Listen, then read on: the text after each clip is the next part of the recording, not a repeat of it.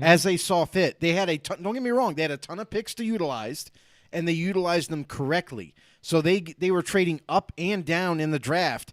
And for them to pull off and get 3 1s, but also the players that they got at those was going to happen. But we anticipated it, and from Florida State, one of the best pass rushers coming out, the Jets trade up and they nab Jermaine Johnson, another big-time need, and a huge value for them to grab. And they didn't just stop there. You look at the second round, they come back and they draft a very good Breece Hall running back who a lot of people, we're kind of discussing and going back and forth between who's the number one running backs. A lot of people had Breece Hall. A lot of people had Kenneth Walker III. But the Jets decided to go with Breece Hall. And then after that point, they draft guys like Jeremy Ruckert from Ohio State, a tight end. But not only a tight end, a guy that kind of went under the radar, who I think is going to be head and shoulders probably one of the best tight ends coming out. Like he's a very underrated prospect. Wasn't getting talked a lot about, but man, this kid can do everything. He can block. He can go out and receive. He's a big target to throw to and has rock-solid hands. In the fourth round, they doubled up in the fourth round. They take Max Mitchell from Louisiana, who is kind of like an offensive tackle that was in a smaller school situation, but enormous size, guy with quick feet, and a guy that could develop to be a starting tackle down the road.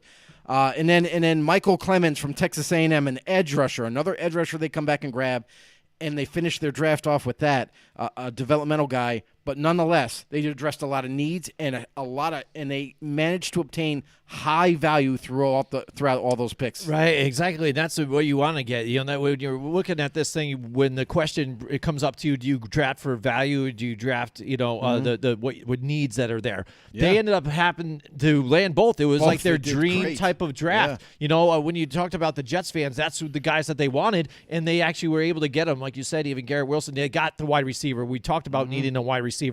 We talked about that secondary, trying to help them out. Boom, they've got the guy who's been a lockdown corner right there, not giving up a single reception. I mean, that's when we looked at the Derek Stingley Jr. pick, and that's where people were kind of debating, and that's why they're kind of surprised. You're like, you got a guy that didn't give up anything, and you got this guy who was injured, great talent and stuff like that, but not as many games to show for it.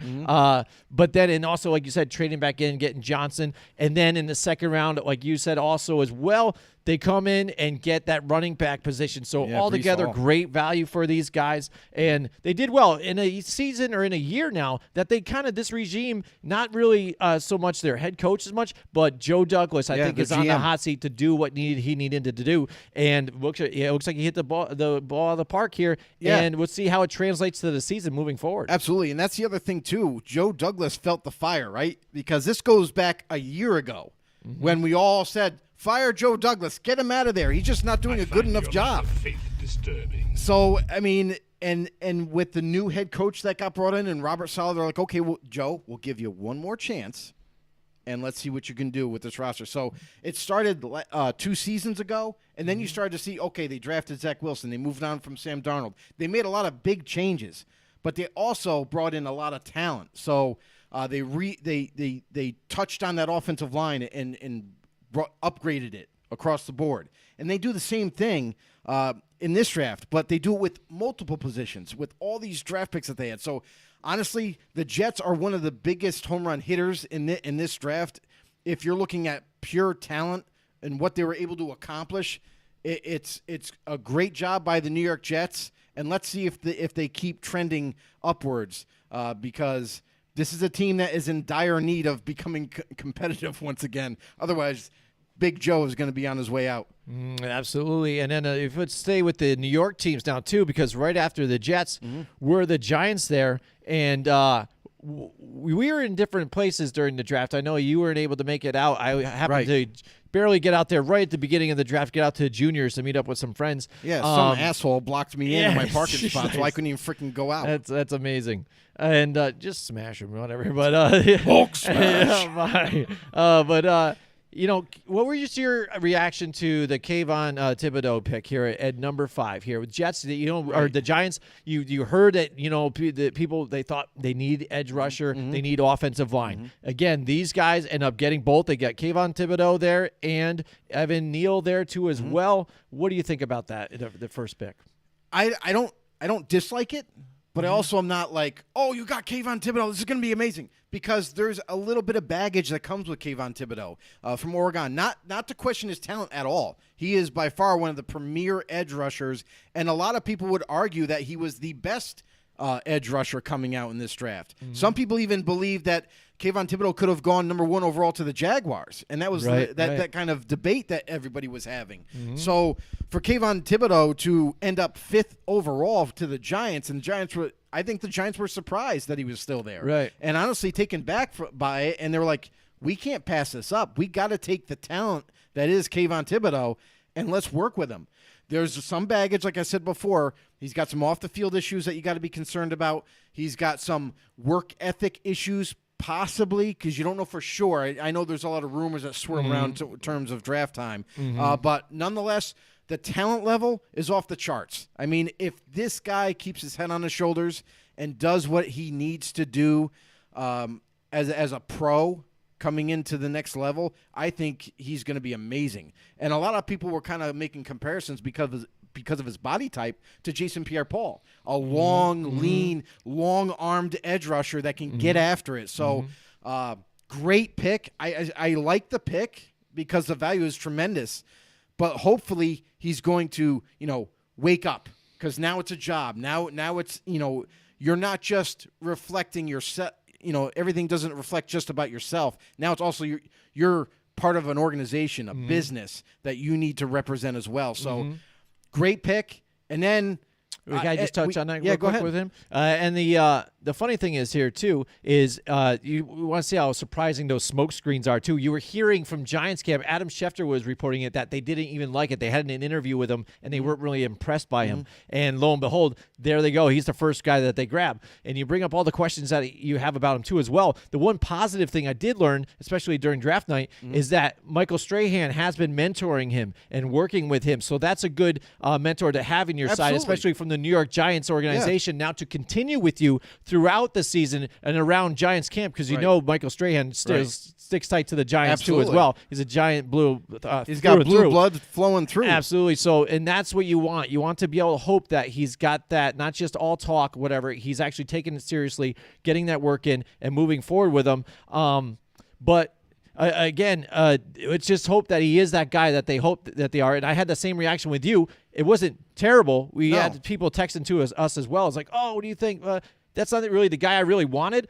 But you know what? Ultimately, again, like you were getting into now, the next pick, Evan Neal, is the guy I wanted here. So we end up getting both, and you fill two needs again as well with still good value. I'm impressed with that. How funny is it? We nailed that one. Yeah. We got that pick. We got Evan Neal going to the Giants. And sure enough, a lot of people, again, they were debating, is Ikem Ekwonu number one tackle being taken, or is Evan Neal being taken before? So, but we went with Ikem early, just like he went. Right. And then Evan Neal slides to the Giants. And some people even at that pick were saying, well, we don't think it's going to be Evan Neal, and because they already got Andrew Thomas, and why would they move him? But just like we were talking about, like you overheard, the Giants were saying they are open to the idea of moving Thomas to right tackle and then taking Neal, and that's exactly what's going to happen. I think Evan Neal, a giant mountain of a guy, especially a prospect at the offensive tackle position, and a guy you cannot move. Very strong. I mean, he moves people around at will and has very quick feet for a guy his size. So an absolute astonishing pick for the Giants here at 7 overall to get one of the best and arguably the best tackle coming out. Amazing. Right, and it's funny, you're seeing some of the depth charts right now just because he did play a little bit of right tackle too. A lot of people are really posting Neal as a right tackle, but I don't really see that happening so much. You want to lock him down. You want the lockdown tackle there too, and then just bring Thomas over to the other side. I think that's your better lineup altogether. And just to follow up on that is, in the NFL, a lot of people are still putting too much emphasis on the left tackle position. Nowadays, guess what? There's not just one premier edge rusher on teams. There's 2 on each side. So you need a great tackle on both sides, no matter what the case. Absolutely. And also, with I just want to touch back on Thibodeau real quick. Sure. And his character concerns coming into the league. You're not going to really find out who he is until he gets comfortable being a Giant, until he gets comfortable at the next level. Because right now, he wants to impress everybody. He wants to impress the organization, the GM that took him, and the coaching staff. So when he gets settled in as a Giant, then we'll really truly see what kind of person he is. Yeah, and when you bring up the Jason Pierre-Paul type of analysis or comparison, that reminded me a little bit of not the same type of player, but the motor that I think Trayvon Walker had. Like when I watched video on him, always around the play, and even when the play happened after him, trucked all the way down and made the tackle after it's already a receiver had caught it and moved forward. Right. Hustle, so if we could get something, even some kind of hustle like that out of Thibodeau, I think that's a positive. Absolutely. And then you look back at the second round, with the Giants do, which they did a few times in this draft. They trade back actually too, something that we didn't see from this organization in the past before. And they were trying to do this throughout the draft, and this is what they were thinking of. And I think just some of the head scratcher though with that pick with Wandel Robinson now. What do you think about that one? I know the Giants are saying here they're going to be able to use him, but also keep Tony. They're not looking to trade Tony as well. They're looking forward to working with them. Right. But it's the same type of gadget type of player. He can really make some moves, make people miss, get off the line pretty quick. What do you think about that pick? You hit the nail on the head. He's a mirror image of Kadarius Toney. So why would you go out, especially with a high pick, and grab the same kind of receiver? Wandel Robinson from Kentucky, I think it was a little too early for him. I think that's a player that you could have gotten later, a round or two later, and you still would have been able to acquire him. But Wandel Robinson, very quick, very shifty, has speed. You know what I mean? And I just don't know. He's also here's the biggest deal to me is he's so tiny. He's a very, very tiny wide receiver and undersized that, more than what you would see in a typical NFL receiver. And you got to wonder is how much can he hold up? How often is he going to be able to take a hit and stay in the game? Because we've seen this before with guys that have very slender frames, and after they get that one really good hit or two really good hits, now he's out for multiple games. And then maybe he doesn't come back the same way. So I just question that pick right there. But then the Giants kind of came back in the third round. They kind of made up for that pick. They ended up getting Joshua Ezeudu from North Carolina, a developmental guard that could unseat somebody after he gets the playbook down and gets a little bit more refinement in his technique. But a guy that could earn a starting position very soon. And then to follow up with their second third-round pick, Cordell Flott from LSU. Jim, if you remember in my top 10s, I mentioned Cordell Flott in one of my honorable mentions, but they got him in the third round. A nice long corner that they can develop and could be a starter down the road. You want me to continue? I'll continue because I got a couple more players I want to bring up. Tight end. Tight end was a big need for the Giants. They needed some depth. They needed some extra players at that position. Daniel Bellinger from San Diego State, I think, is a sleeper type of pick. This is a kid that can block. He can also go out and receive. He has solid hands, runs good routes, and he could definitely become a starter very, very soon for the Giants. And after that, they drafted what you would typically draft from the fourth round on is, potential. Guys that you can develop maybe over time and hopefully they become starters or at least productive players for your roster. Mekhi McFadden at linebacker from Indiana. DJ Davidson from Arizona State, D-lineman. So they jumped around a little bit in terms of positions and grabbed guys that they think they could develop to be future starters down the road. Absolutely. So I think they really did really well in the draft there too. And let's talk about the Ravens here now. I know you really enjoyed what they did, but that was one of the big talks, I think, in that draft too. You were at home, so you got to react yourself on that whole thing. But when we were at juniors again, you started to hear the atmosphere, to feel the atmosphere of some of these guys and what was going on there. The people that were there for the draft. It was a really cool place to watch it. And they had the TVs going and the volumes going through all the speakers. But when you hear now that he's not their major target because you know about Andrews right there, Mark Andrews, their big, especially touchdown threat here too. Yep. But a guy that complained about even not getting the ball enough, even though last year I think he had a 1,000-yard season, still their star. Yeah. Now getting moved and traded. So now people are looking at the Ravens like, whoa, did that just happen? Holy moly. And now he's even going to the Cardinals, which was at the time, again, a head-scratcher again. Yep. And so people are blown away. What's going on? And then even for them to not go and get that replacement wide receiver here, too, it blew everybody's mind. And I don't know why, because this is a Baltimore Ravens team that is derived from the running game. That's what makes their offensive engine run. They run and they pound the opponent into the ground by running the ball, whether it be with a running back, it could be with a slot receiver, it could also be their quarterback in Lamar Jackson. So their offense has always been predicated on the run. And because that's such an important part of their offense, and it's over 60% of their offense, the value of the wide receiver is not that high at all. It's pretty minimal.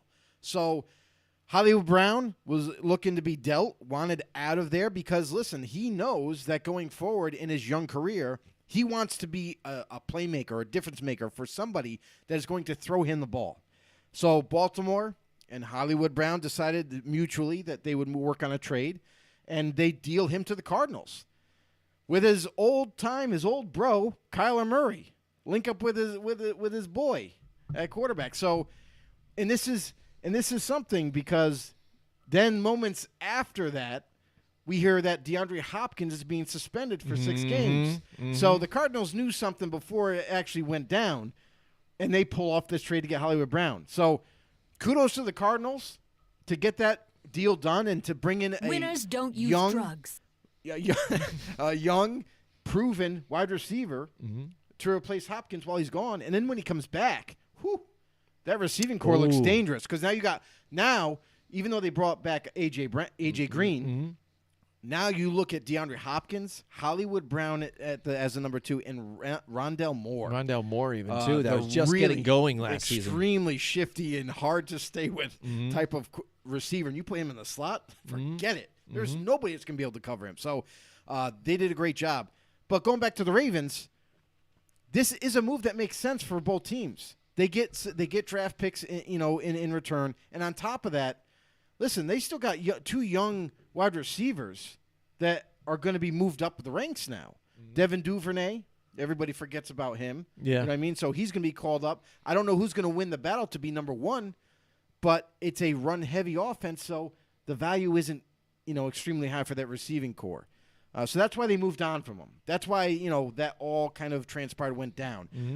But as far as the draft goes, the Ravens are like probably my number 1 winner if I was going to rank them because what helps for them, too, is when you look at the roster, when we looked at it before, when you're trying to find their needs, weaknesses, things like that, they didn't have a whole real lot even there, too. So when you go into that draft and you see some guys, value has got to be there. And then when you get those guys to fill your needs and you get value right there, that's what I mean. It looks that much better for you. But for them, they just went value. They didn't even go the need route at all. They were amazed that at 14th, Kyle Hamilton was still available. And I feel like I feel like a lot of people realize they're like, wait, Kyle Hamilton's still on the board? All the safeties are still there? I was surprised I kept slipping down that draft. Watching that draft and him still being there, it was amazing.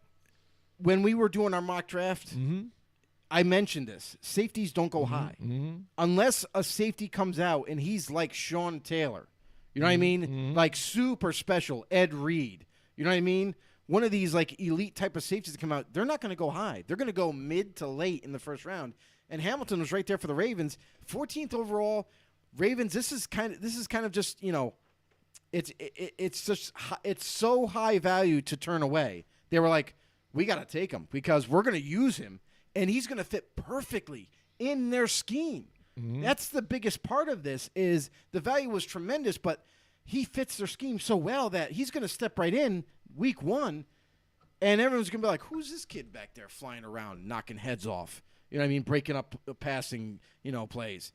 Kyle Hamilton is going to be excellent for this Ravens team. And then And with the 25th overall pick, a guy that we thought was going to go a little earlier than 25, Tyler Linderbaum, the best center coming out from Iowa.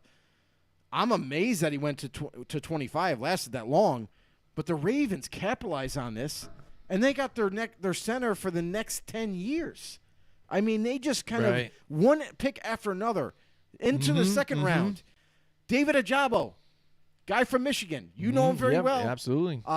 He was highly touted coming into coming into this draft and was going to be pushed up into maybe top 10, top 15 conversation. But because of injury at his pro day, he slid a hell of a lot. He went right into the second round. The Ravens were like, we just got to take him. We're going to take him, and he's gonna supplant somebody once he gets healthy and be a hell of a nasty player for the Ravens. And then it didn't stop there. It just got better and better and better. Oh, wait, there's more. Yeah. and this is why they were like one of the biggest winners in the draft in my eyes. Is then they come back in the third round. They draft Travis Jones, the D tackle from UConn, a guy that I really liked. But he's going to come in and most likely going to start right away. They grab not only talent, but guys that can come in and start right away. The next fourth pick that they got, a corner that I felt went a little lower than what he should have. Jalen Armour-Davis from Alabama, a guy that's and I understand some people will make that argument that he was a one-year wonder. He played his senior year and finally started, but he did a great job. Great against man-to-man, great tackler, aggressive. He fits this scheme really well. So look for him to even push that starting envelope or at least be a rotational player involved this season. After that, they went for a punter from Penn State. Tight end Charlie Kolar from Iowa State, a guy that is a receiving threat. I mean an absolute receiving threat. He is a big-body tight end that can run routes and was heavily used at Iowa State in the receiving game. And then after that, another tight end, they come back. And because the value is the reason why they took this kid, Isaiah Likely from Coastal Carolina. And this kid I absolutely love. He's a absolute speed demon at tight end. So he's going to have a lot of mismatches for the Baltimore Ravens to throw to. Hopefully, Lamar Jackson will get the ball to him. You know what I mean? Because we know he loves throwing to the tight end. Now you get a guy like Isaiah Likely who can not only get open, but stretch that football field for him. So this is going to help their offense become more, formidable for this upcoming season. And then they come back with a couple of developmental guys in a corner and Tyler Batty from Missouri. So overall, their draft is stellar. I mean, I cannot believe the value that the Ravens got and where they got them. All these players, these prospects. But holy Santa Claus shit. I mean, this is kudos to you, Baltimore. You really nailed it this year. Absolutely, yeah. And I mean, that's what I mean. You see those teams that are those types of, always make it to the playoffs. They're the up and coming team. They're staying relevant throughout the years here and keep it going and able to retool and keep this thing moving. And that's why I think that first reaction from day one, people were kind of like, whoa, what the hell's going on here? And then you even heard about Lamar Jackson on Twitter being upset about the whole move and stuff like that. But this team knows how to win, and they do what they do, and you have to go along with the plan. Absolutely. Real quick. Sure. We got some people chiming in. Hey, listen, don't be shy. Comment down below. Let us know where you're from, what you're doing. Yeah. If you have any football questions, go ahead, drop them down. If you got something you want us to talk about, drafted too. Drop it down below in the comment section. Hey, or you just want to say hi. Yeah, we're down for that too. Hi. That's fine. Don't be shy. All right. Now, when we look at the draft too, that Derek Stingley pick, again, we heard about that last minute. Lovie Smith kind of coming back into the game after kind of being out for a little while here. Yeah, and Texans not really known well for making great moves as of late too, as well. Not at all great. But I see here when we talked about when we were going to cover the show, you really enjoyed what the Texans had done in this draft. Now, what had led you to that type of scenario here where they really did a good job in this one? I really liked overall, just much like what Baltimore did, they got a lot of value, and the players that they got could eventually be starters. So in my mind, a very good draft or a solid draft is when you can come away with a draft and have 3 starters. If you can come away in the draft, no matter where they're drafted, and you can have 3 starters, you've had a solid draft, because 9 times out of 10 in any given draft, from the 4th round on, you're getting developmental players in hopes of them being a premier player on the roster that's going to help out the team or eventually become a starter. You know what I mean? That those are your developmental rounds. But if you got 1st, 2nd, 3rd rounds and you miss on a round or 2 or maybe even all 3, that's a loss. That's not a good draft. That's porous. But what the Texans did is they took. Now listen, when we look back at this 3 years later, the Derek Stingley Jr. pick could be the biggest risk of a pick ever. I mean, number 3 overall for a guy who you haven't seen enough production from in his 2nd year, coming back from a major injury. How is his body going to respond? Is he going to be able to return back to dominance from 3 years ago at LSU? So there's a lot of question marks around him, and to take him 3 overall, they definitely are confident in that. But again, it's going to remain to be seen. So that's a big question mark. But after that, 15th overall, they nabbed Kenyon Green, guard, one of the best guards, and arguably the best guard coming out of Texas A&M. So they managed to give some help on the offensive line, which we all know they need help everywhere.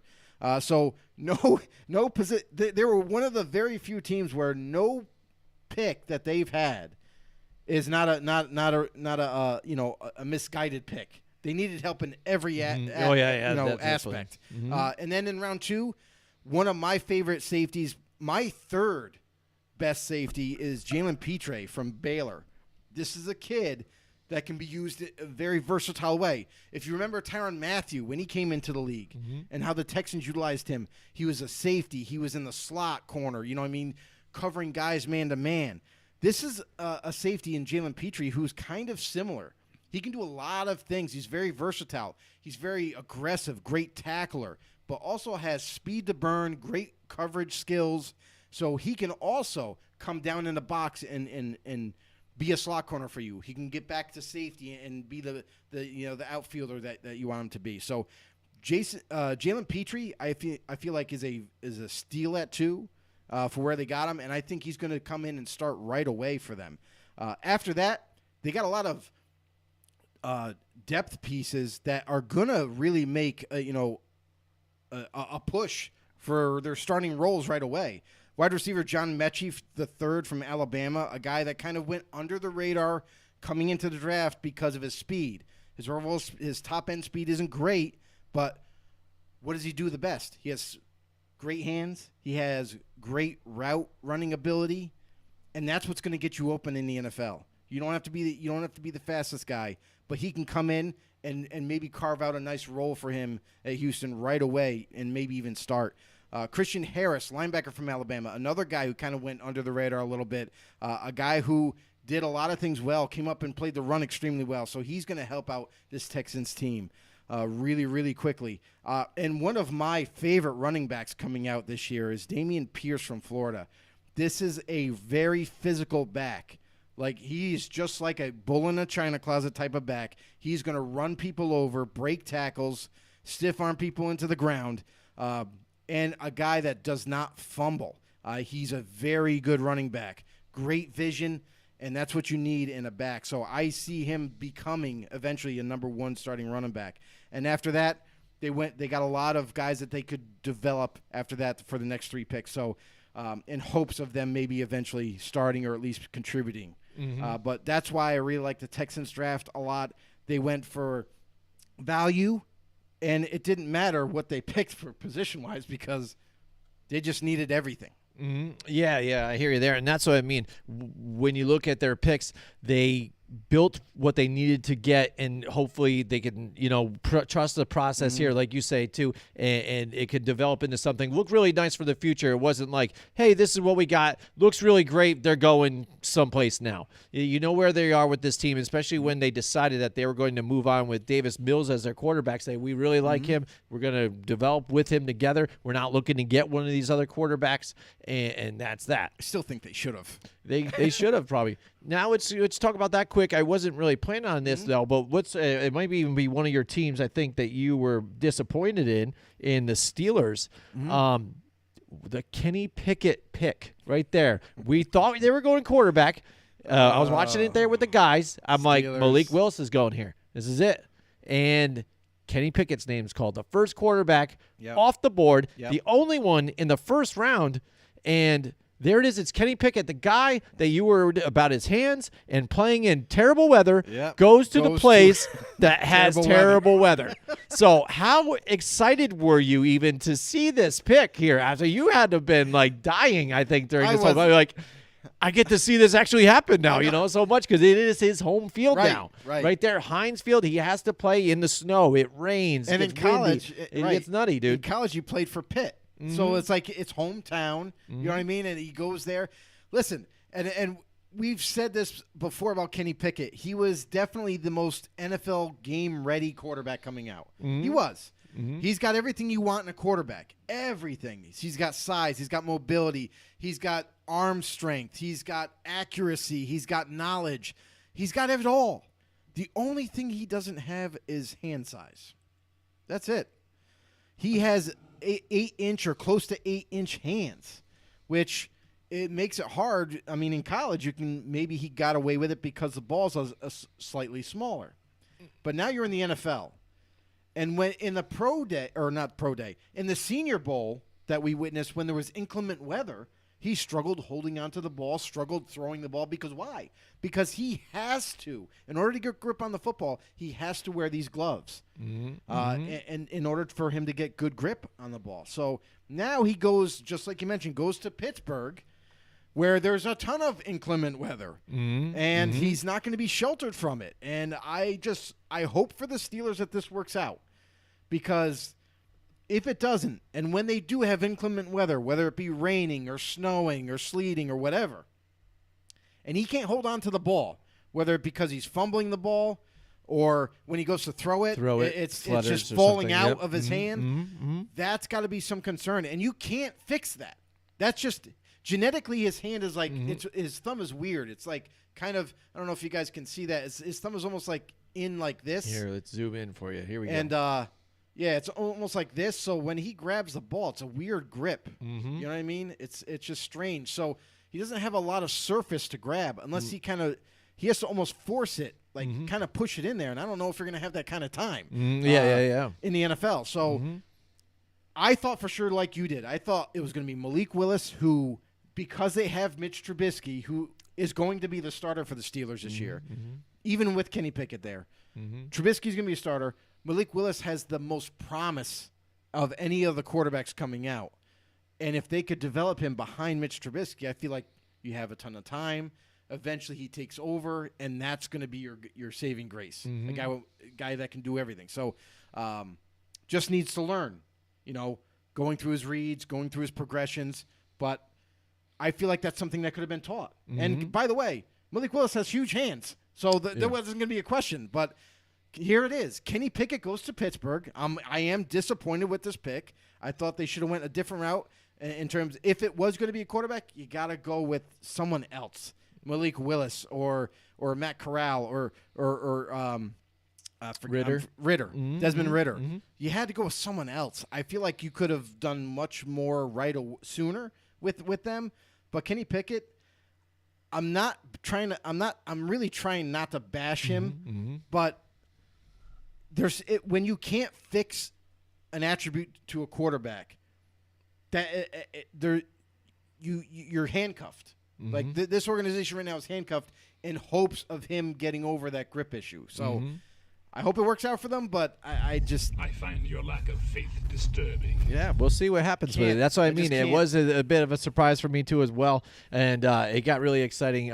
Things like that during the draft. you still, no matter what, like, because even with our draft that we tried to do, we tried to even try to not only get value picks for these teams or whatever, look at their needs, but also kind of gauge on where they're going to go, because no matter how off it is you think it even might go, and you try to jump onto something like that, the draft day always gets crazier. Like we find ourselves saying that every single draft day, like the first round, and you're just looking at each other and your buddy's like, this is crazy. Nobody ever saw this. Yeah. Some of these picks that just popped out, and then the trades that were trading back, everybody was moving around that middle area. Was at 12, like trades. 13, 14, 15. It just kept going. It kept going with the Energizer Bunny. And then one of the big things that happened, too, around that area was when you hear about the Eagles making that trade back, and all of a sudden, lo and behold, I think that might have been the first thing that happened, the first wide receiver to go.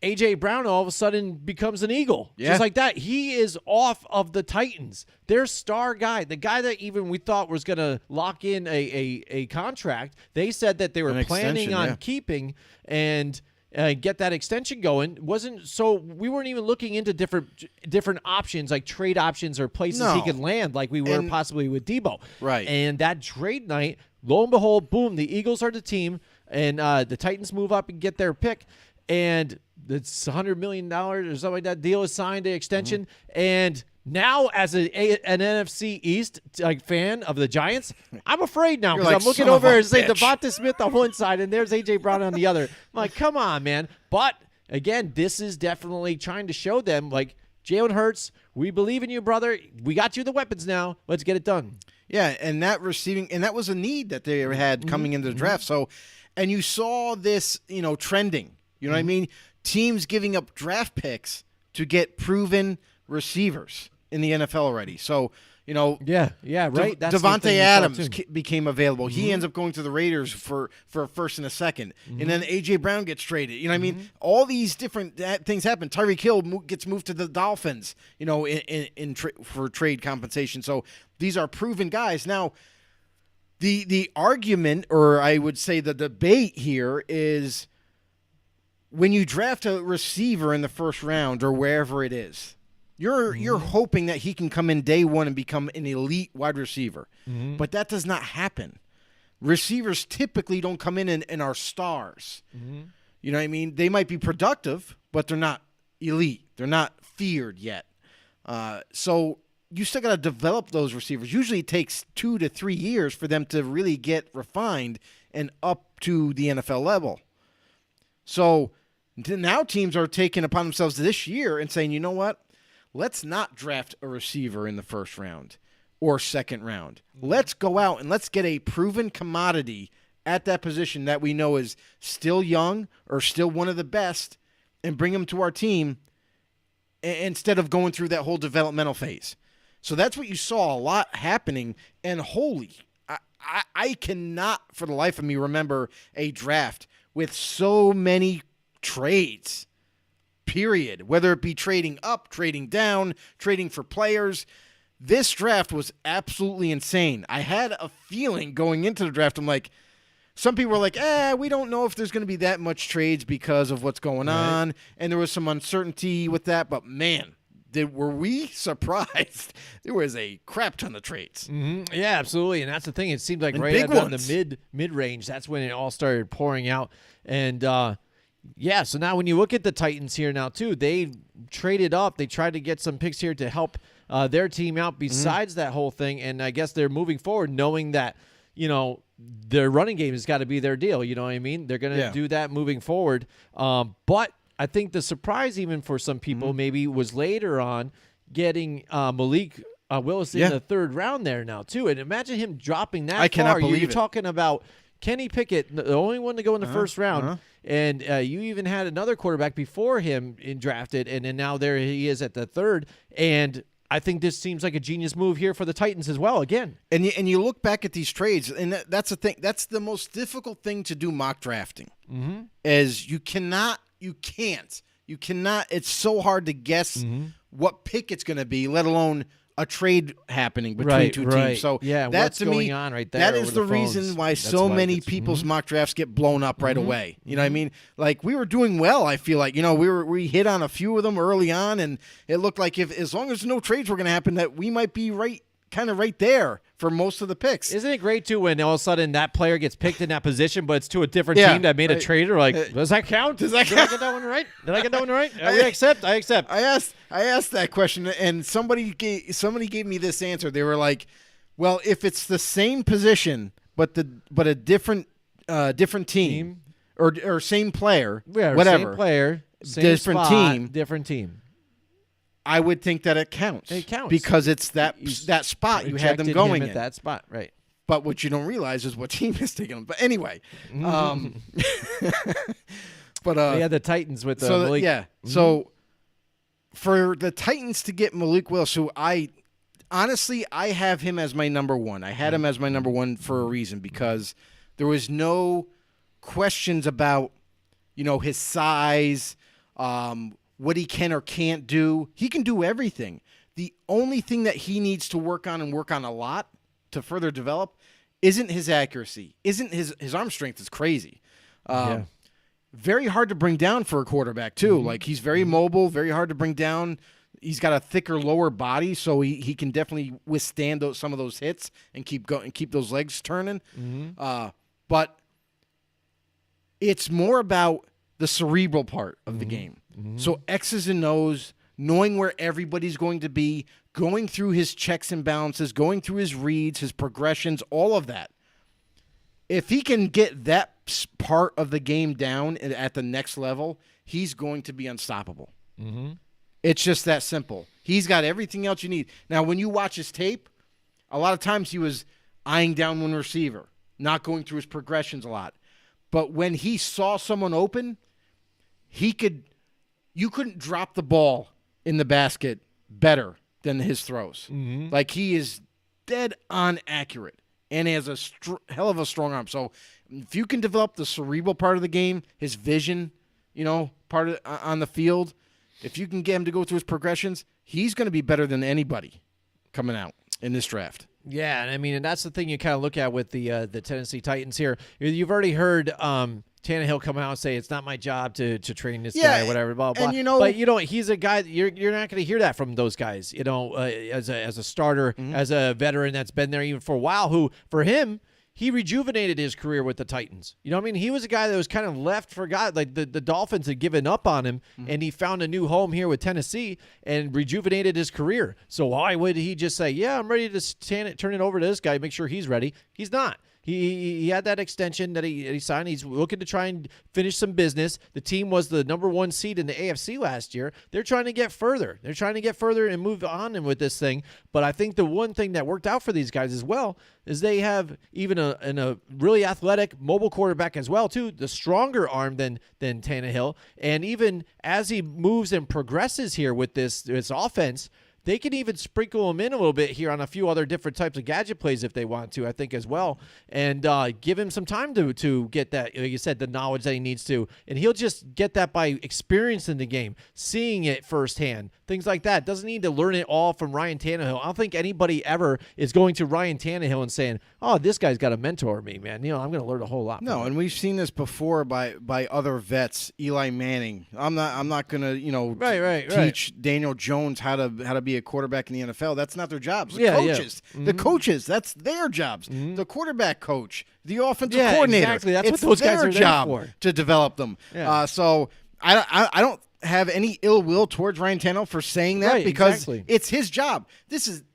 Listen, this is his livelihood. He doesn't want to just hand it over and say, "Oh, no, it's up to you, rookie. Here, I'll help you. Yeah, I'll help you get ready. Help you kick me out of that Drew seat." Bledsoe never helped train Tom Brady. You know what I mean? So it's like, I think people need to lighten up on Ryan here a little bit. It's his job. He's going to try to hold on to this as long as he can.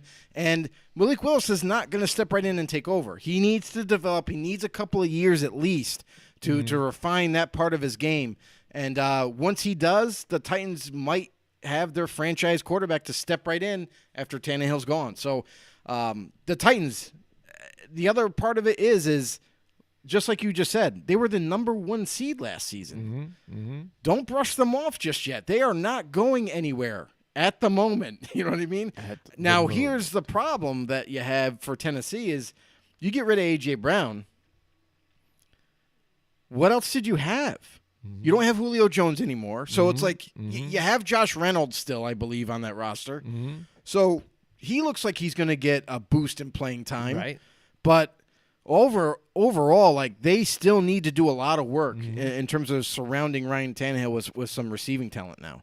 They right, have, and that's when don't you get me look wrong. at some of these other guys that are on that free agent wire Yeah. that were come June, I think, are going to find some places. Right. Don't get me wrong. It's not like they don't have talent, but they need some guys that have been there, done that. You know what I mean? Like a Jarvis Landry, I feel like would fit perfectly for Tennessee now. Now, this is where you might see some of these teams come back to these free agents now and say, hey, now what's your number? Because your phones aren't lighting up, buddy. Yep. And Julio Jones, for sure is not coming back to Tennessee after they moved on from him. But Jarvis Landry would be a good idea. Odell Beckham, even though he's still injured, that would be smart, to give them some real legitimate elite talent at that position. So, yeah. And real quick, I want to go back to the Steelers real quick because we only touched on the quarterback there. But I want to say the reason why I'm disappointed in him is because, honestly, where's the offensive line help? That's what I was thinking during that draft too, as well. And I don't care what first too. The offensive line coach for the Steelers tells Mike Tomlin, but your right tackle is a sieve. Like, he is absolutely terrible, and I don't care if he says, he needs more development. What I saw last year is Big Ben getting destroyed in the backfield. Brother, this guy stinks! I mean, their offensive line was just getting ambushed every single down, and Big Ben looked very uncomfortable back there. So he took a lot of big hits last year. Not and that's as mobile as he used to be. And that's what I think really kind of put the nail in the coffin for him, is after taking on all those hits last year, he's like, no, I'm done now. I'm out. I told you offensive line, and you guys draft running back, and then sit through a whole year with this whole thing. It's not working out. But they did get one of the question mark receivers, I think he was my 10th receiver, but George Pickens from Georgia. And that name should ring familiar because Pickens, his father, Carl Pickens, was in the NFL and one of the better receivers in the league. His son comes in, or I think is it his nephew or son? I can't remember, but he's related. Yeah, he's nonetheless. definitely related to him. But George Pickens, great talent, big. He looks kind of like A.J. Green. If you were going to compare him, like body type, he looks like A.J. Green, but runs great routes, has decent hands, has speed, has all those tangibles that you want to see, but off the field problems. And that's why he kind of slid into the second round for them. So let's see if he can just like Kayvon Thibodeau, let's see if he can keep his head on his shoulders and kind of become a consummate pro at the next level. After that, they got DeMarvin Leal, who I thought was a high talent, but again, it's like you need more help at offensive line, and there's some talent that they could have had right there in the third round that could have really helped out whatever quarterback's going to be in there, like Mitch Trubisky. Calvin Austin is a very fast receiver, but again, it's like we know the Steelers are really good at picking receivers, so I'm not really concerned with that, but you still need to protect your quarterback. You still need to give Najee Harris holes to run through. And I don't think they did enough to help their team after this draft was done. Absolutely. And just bring up one more team here that, again, you thought did really well. And looking at their positioning here in the first round, we talked about it last week, and especially when Gaz was on with us, that was it 31 29 30 or 31 32 or 30 31 where the 30 31 where it was right where the Chiefs are. They had to double back to back. There was talks that was going to be, they were going to trade up, they were going to make a move to try and get some split it up. What do they do? It happens. They go and get the 21st overall pick. They get Trent McDuffie here, cornerback, to fill a need that they've needed as well, as for them in a corner situation. And then also back at the 30th pick. What's funny is when you look at that trade, we're like, what did they give up to move up? Because you're trying to look on Twitter, see if anybody has any information, trying to figure out what it is. You're like, did they use both of them? Whatever they did. And they still were able to hang on to that 30th pick, too, as well. To still trade up. Because they didn't go super high. They get George Karlaftis, too, as well, the defensive end. And I thought that was a great pick as well for them. So they still get two nice, secure spots here for them. Traded up, and I don't think they really gave a whole lot up either, too. So well done by the Chiefs, at least in the first round for me. And we nailed George Karlaftis going to the Chiefs at 30, so we got that right. We did. And we probably would have got 31st one right if it wasn't for them trading. But Trent McDuffie, I'm surprised, went as low as he did in the first round. 21st overall, they had to trade up. He was not going to last to them at the bottom of the first round. So Trent McDuffie I have as my number 2 corner coming out, and I'm still sticking by it. I think Trent McDuffie is going to be a nasty corner. This is a kid that's going to come in and start not only right away, but he plays phenomenal in zone and man. He does everything well. Great in man, great in zone coverage. He'll do whatever the Chiefs defense needs him to do. Also is a very physical type of corner. Like, he'll come down and belt some running backs in the backfield. He'll come down and run support. So I think this is a phenomenal pick for the Chiefs. I cannot believe he slid that far, but they end up getting this pick right here. And then George Karlaftis, the Greek god himself coming from Purdue, defensive end who still needs some development, still a little raw because he only played 1 year as a starter for Purdue. But, man, you got to like what you see on the tape for him. Very strong, very gifted athlete at the edge position who is going to come in on a rotation right away. He's definitely going to make some offensive linemen's jobs a lot harder this season. But I think those right there, those 2 picks were amazing picks for them. And then after that, they go with Skye Moore, wide receiver out of Western Michigan, who was kind of rising up a lot of teams' draft boards, coming in late to the draft. A guy that has great hands, great route running concepts, and he also fills a need as well. So they killed 2 birds with 1 stone here. They bring in Skye Moore, who's going to help at that receiving core. After that, they go with safety Brian Cook from Cincinnati. I still think Brian Cook is more of a developmental safety that it could work out down the road, but still needs a lot of development. And one of the linebackers who I didn't think he was going to fall out of the first round. I had him as a first-round talent, and Leo Chennell from Wisconsin. This kid is amazing. I look for him to push for a starting spot right away, even though the Chiefs have a couple of really young studs already at that position. But Leo Chennell was an amazing pick. After that, just to name a few guys who I feel like are going to make pushes for rotational roles or maybe even starting position, Darian Kennard at tackle from Kentucky, and also Isaiah Pacheco, the running back out of Rutgers. So we all know the Chiefs are really good at finding these running backs, and they find another fast running back, but also physical, Isaiah Pacheco from Rutgers. All right, we've got Mike Tackett in the house with us tonight. All right. What's going on, Mike? Happy hump day, guys. Boom. By the way, Joe, I said Malik Willis was a second-round grade, and he went in the 3rd. There you go. # know-it-all. Boom. I love it. I love it, Mike. We'll see at the end of it all. 3 years later, bro, you might be saying a different tune. Who knows? Exactly. And that's what we will have to touch base on that. You'll mark it, and then 3 years from now, we will. We'll look back at that. Because we always do. Evaluate it. Yeah, we always do our 3-year review. So let's look what he says here. His first comment, happy hump day. The Bucs-Seahawks game will be about a month after the German Football League Championship. Ooh, I didn't know that part at least.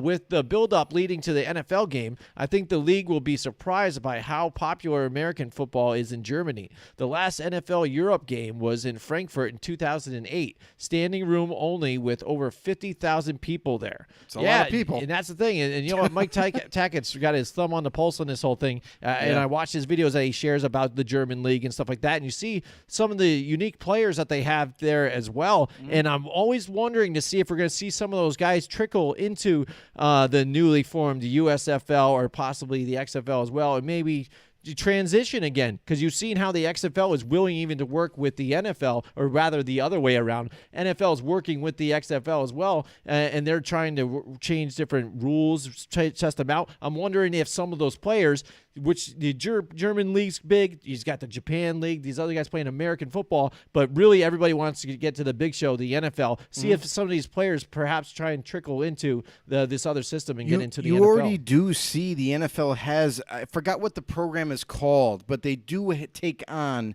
like, they do have a tryout basis type of thing for European or we've seen a lot of former rugby players as well even try and get into foreign football players that are trying to come into the league. They have a program, I think it's in London. So, but anyway, they bring in a few athletes that they like with their athletic attributes and everything, and then they try to develop them at this facility, and then by the draft, the following draft, or even free agency, because they're free agents, they can be signed anywhere. Teams will look at the roster and say, let's give this kid a shot. Let's give that kid a shot. And you've seen that before, just like Jim mentioned too. Rugby players have been given an opportunity. Look at the Eagles' offensive line. They had Andre Dillard, who came out of college, but he was also from overseas, came over and fell in love with American football. You have I'm going to forget his name already, but he's another offensive lineman that the Eagles have that he's developed from Australia, and he was a rugby player, but my God, the guy's gigantic, and he became an offensive lineman for them. So right there it is, International Pathway Program. Yes, thank you very much, Mike Tackett. There is a European Combine in London. Yep. Thank you. But that right there, that is also opening another gate, another opportunity, a pathway, just like the name, for certain players to further develop their game and maybe even getting an opportunity on training camps, because that's where they're kind of going to try out for that team and see what they have. Do they have enough? Or do teams like what they see and say, you know what, we're going to sign him to a 1-year deal, and let's see if we can better his game and maybe makes a team. Because you look at one of those players, it just popped in my head. The fullback from the Patriots now is with the Raiders, Jacob Johnson. He is one of those players that came from the International Pathway Program. So he's one of those guys that went through the program, made it. The Patriots gave him an opportunity. He made the roster. Not only made the roster, he ended up being the starting fullback and is now in the NFL. And now he's moved over to the Raiders right now. So that is one of these players, and you're going to see that every single season. There's going to be these guys that kind of come up out of nowhere, and you're like, where do we get this guy? And they're major contributors. And I think it was a brilliant move by the NFL this season, especially with some of the games that they're announcing here. What better than to get that Germany game, first time, like he says, since 2008, but bring Tom Brady, the man, the legend, the GOAT of everybody says here too, in Germany. Your face of the whole league for the last 10, 20 years, you know what I'm saying? They're playing with the Tampa Bay Buccaneers, former champions from 2 years ago, and against the Seahawks, mind you, though, and Drew Lock at the time and things like that, which is going to suck. They're probably going to get romped or whatever. But that's what people, I think, will even show up to want to see, too, as well. And the thing is about the casual fan, I don't think they really understand so much of what's going on with some of these other European leagues. They don't follow it as much. So when they see some of these games happen, they're kind of like, yeah, whatever and stuff. But when they see the reaction you're going to get from these German fans, people traveling to Germany to see this game, the reaction and the actual want for this product there, I think it's going to be big. Now, as far as, again, with these games during the season, players hate it. They hate to do all that travel and all that stuff, especially creeping further into Europe. One thing, London's so far away, so a certain distance from the East Coast to London. Even if you think about those West Coast teams that have to travel and do that extra plane ride. Now you're talking about almost dead center into Europe here. How often will they have to do it? What teams will it be? It's going to be another type of thing, finagling that schedule around. But overall, for the NFL, again, it's more exposure. You get to see that these fans get to see it themselves live. It's a big money-making thing for them as well, and it's something that the players are just going to have to look forward to doing now. Yeah, and now they're actually spreading it out, which I was saying about is the brilliant part.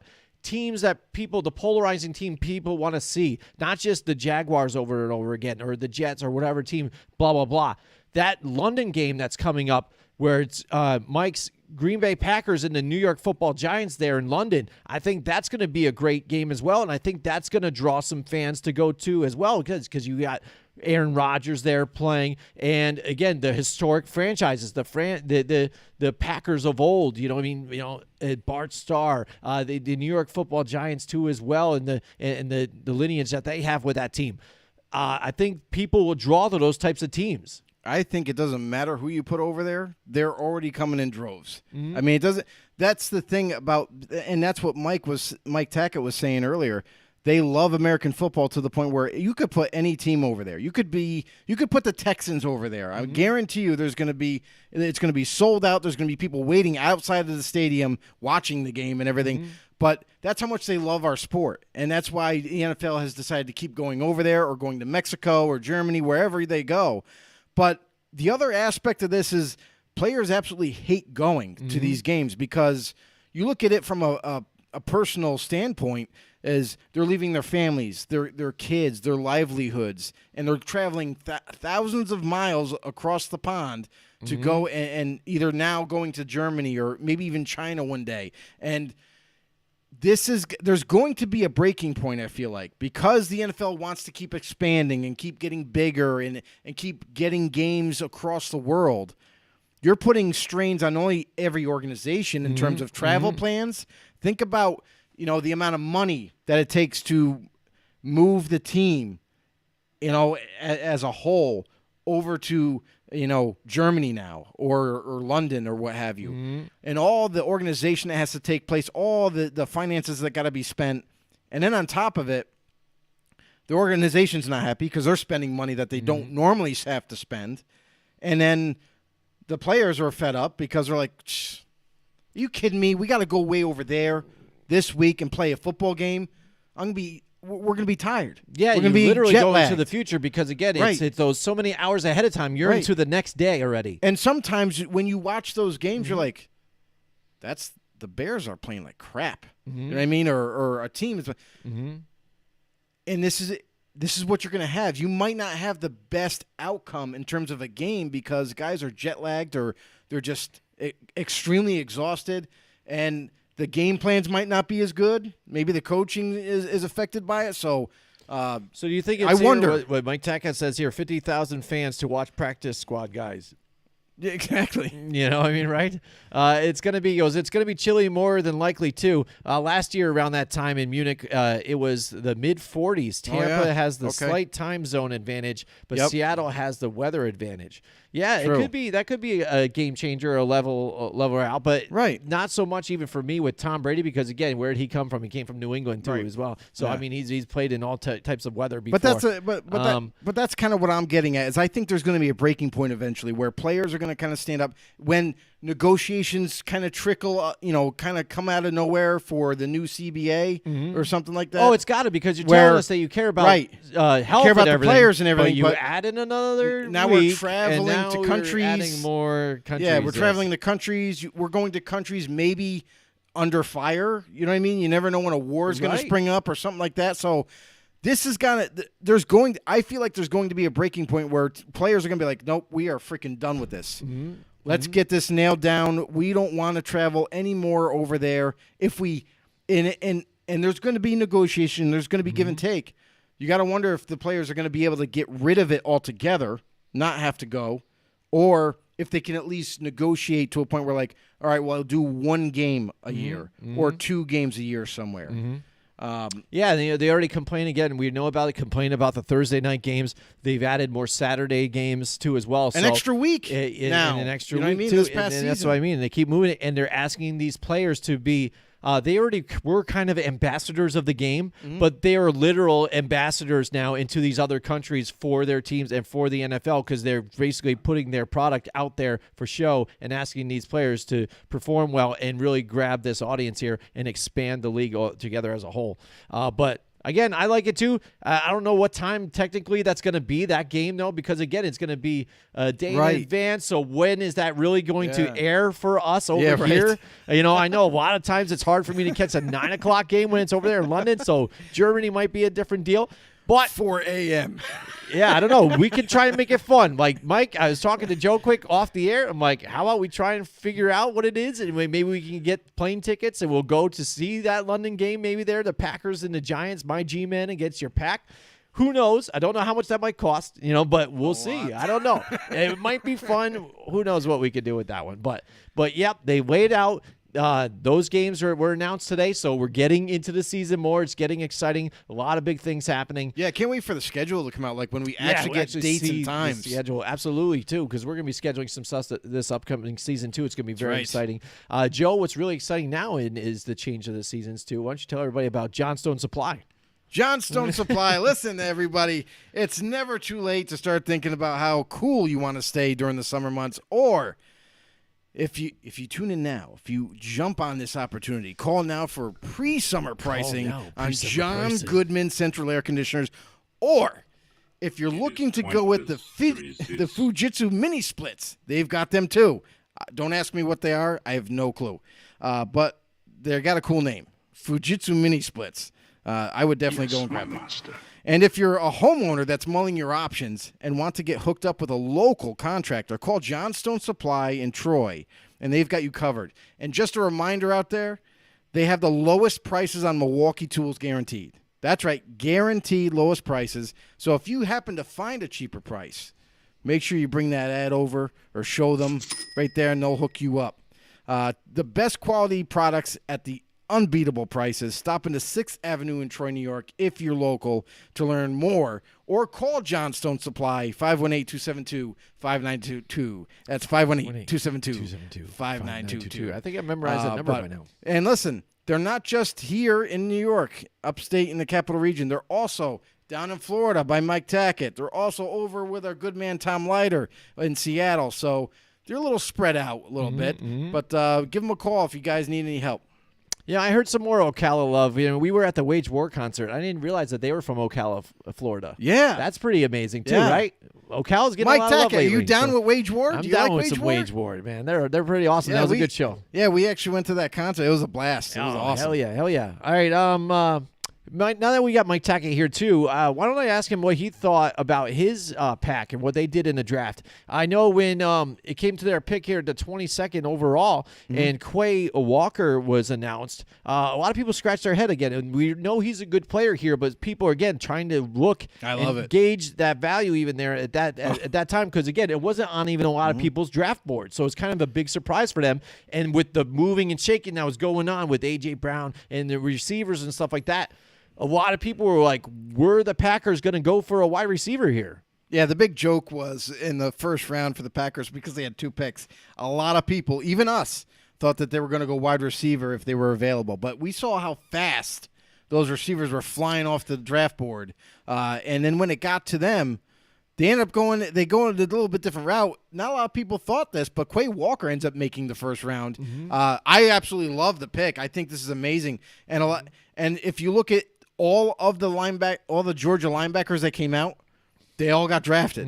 And not only did they all get drafted, they all bring something different to the table. Quay Walker, kind of like Trevon Walker, is very versatile. A guy that has speed. He has a big size. I think he could develop really nicely into this Green Bay defense and make a day one start, either being a edge rusher or just lining back in the linebacking core and making a difference there. Another one of my biggest favorites, though, is the next round 1 pick that they got. I didn't think this kid was going to last this long, but D lineman Devonte Wyatt from Georgia. Not only do they get a guy that they could definitely use, but he is a devastating D lineman. He is going to pass rush extremely well for the Green Bay Packers. He's going to be able to play the run extremely well for them. He does everything well. I love that pick too. So they go back-to-back with Georgia players. And after that, I really do like the talent level and the depth that they went into the rest of their draft. Wide receiver finally gets picked in the second round, everyone. Everyone can calm down now. Christian Watson from North Dakota State, a guy with blazing speed for a big body type of receiver. So he does need some refinement in his route running, but overall, I think this kid could be a great contributor for Aaron Rodgers and the Green Bay Packers. After that, they go with a guy like Sean Ryan from UCLA, a tackle who can develop, who could actually end up being a starter for them. And then after that, in my mind, they kind of went with a lot of guys that they really felt good about and that they could definitely kind of carve a roll down the road a little bit in terms of development. But overall, I really do like what the Packers did in this draft. Oh, yeah. All right, so now when you were looking at some of these too as well, we've discussed a lot of ones that have kind of impressed you and things that we've done. We've touched on a few that have also been Let's kind get of to the ones that did a shitty job too. let's talk about even too when you're covering the top 5. Like we were looking at this, and or even 6. We'll go all the way to the 7th pick, the Giants. You see Trayvon Walker off the board. All right, makes sense. Aiden Hutchinson to the Lions. Superb. Laid right there for him. Perfect. Michigan guy. Yep. Derek Stingley, Sauce Gardner, Kayvon Thibodeau, Ikem Ekwonu here for the Panthers. That was brilliant too. Evan Neal to the Giants. Then the Falcons come up. Yes. And we're thinking wide receiver also. Oh, why not? Garrett Wilson's there. Things like that. Mm-hmm. But they go Drake London, big too, man. Which I thought was kind of different here. Were you surprised about that pick and what they did and went with him? I was definitely surprised with that pick. I thought for sure this was Garrett Wilson all the way. Mm-hmm. I mean, the most polished receiver coming into the draft, a guy that didn't really have a lot of question marks.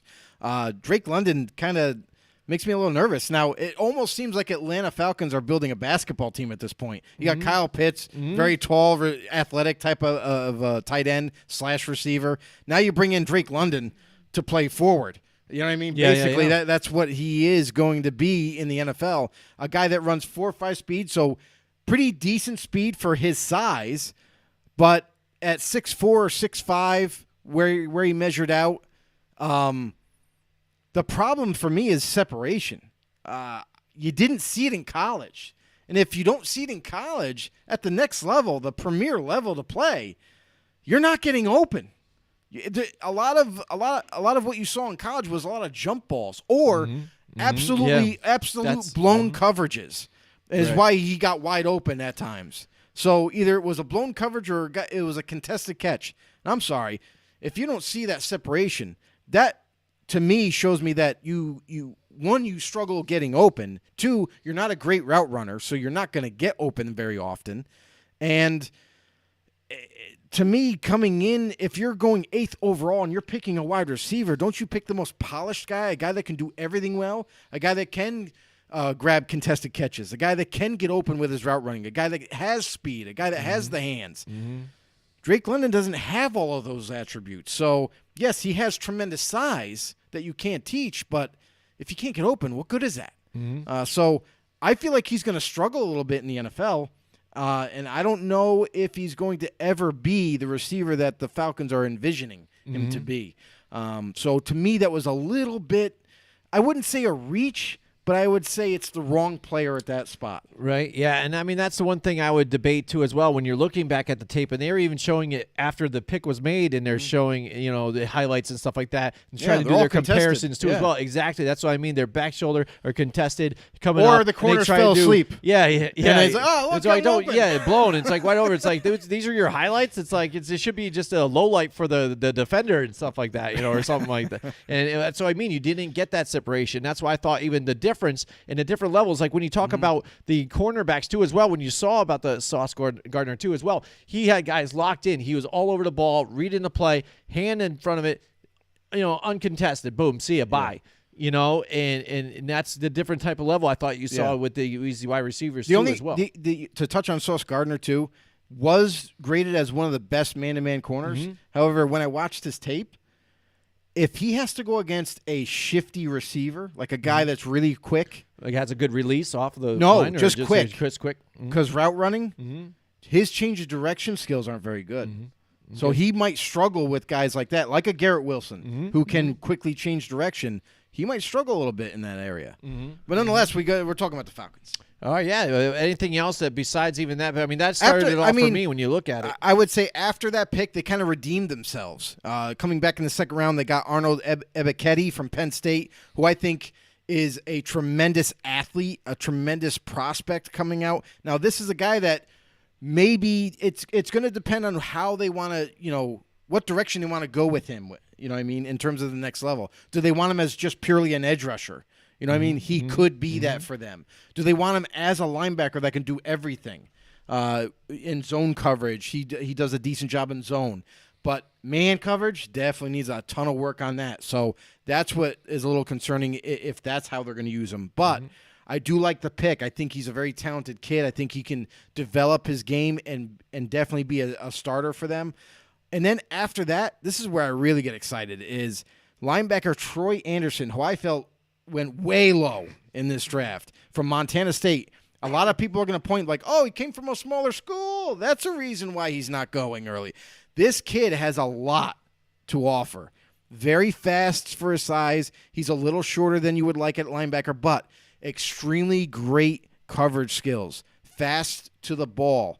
He read and reacts extremely quick, and he punishes people. He will tackle, great tackler, punish that ball carrier. But I really like Trey Anderson. I think he's going to start week 1. I absolutely love that pick. And then in the 3rd round, they get Desmond Ritter, a guy that I kind of had high hopes for. Definitely not a guy that's going to start right away, even though they did pick up Marcus Mariota to be their starter. Desmond Ritter needs to refine his game. So a guy kind of like Malik Willis, where it's more about going through progressions and reading the defense in that aspect. But Desmond Ritter has to do kind of the same thing.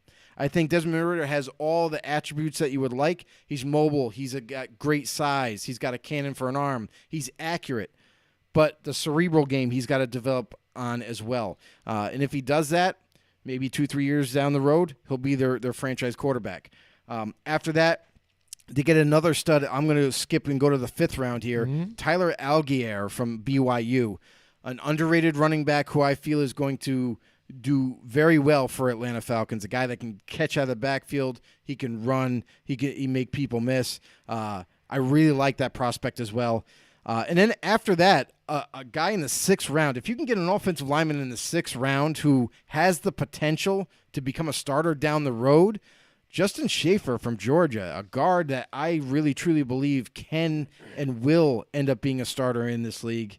And then they finish off with tight end and John Fitzpatrick from Georgia, who's a big body tight end, but definitely needs to refine his game in terms of route running and work on his hands. So overall, I think after that question mark of a first-round pick, I think they kind of made up for it. They got a lot of really good talent, really good, position-wise. They kind of got a lot of needs as well. So I think they did a good job. I think you could definitely kind of say honorable mentions to do well in the draft, like a lot of teams. I feel like a lot of teams did well, but then there's a handful that I just think were absolutely terrible. Bringing up one of the ones that I thought that actually did fairly terrible is the New England Patriots. Cole Strange. 100%. Yeah.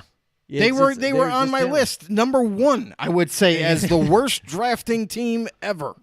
I cannot, or not ever, but worst drafting team this year. I mean, you bring up Cole Strange.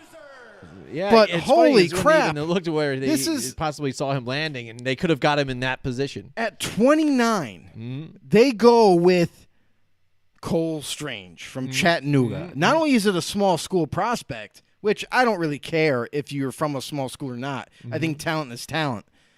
But they must be convinced that this guy's going to be a star at offensive line at a guard for them. Because a lot of people were scratching their heads trying to figure out this pick. Like, oh, there was better talent there. Why didn't they take X player or Y player? They went with Cole Strange. And like we mentioned earlier in the show, I don't like using the term reach. But if you were going to use the term reach, this is the epitome of it. So Cole Strange went way too early for me. Yeah, I thought he was a 3rd-round pick in my eyes. A developmental player, he needs a lot of work, too.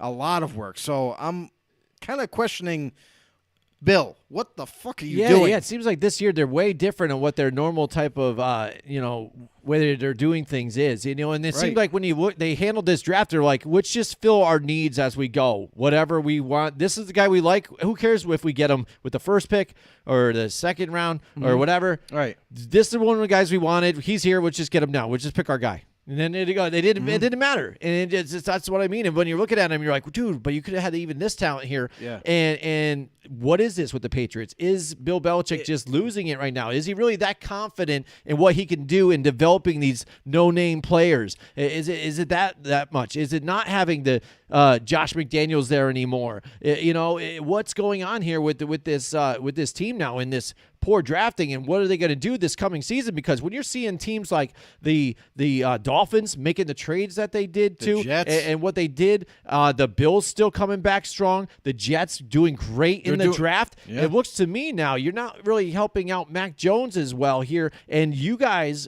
could be sliding now to the worst team in that division.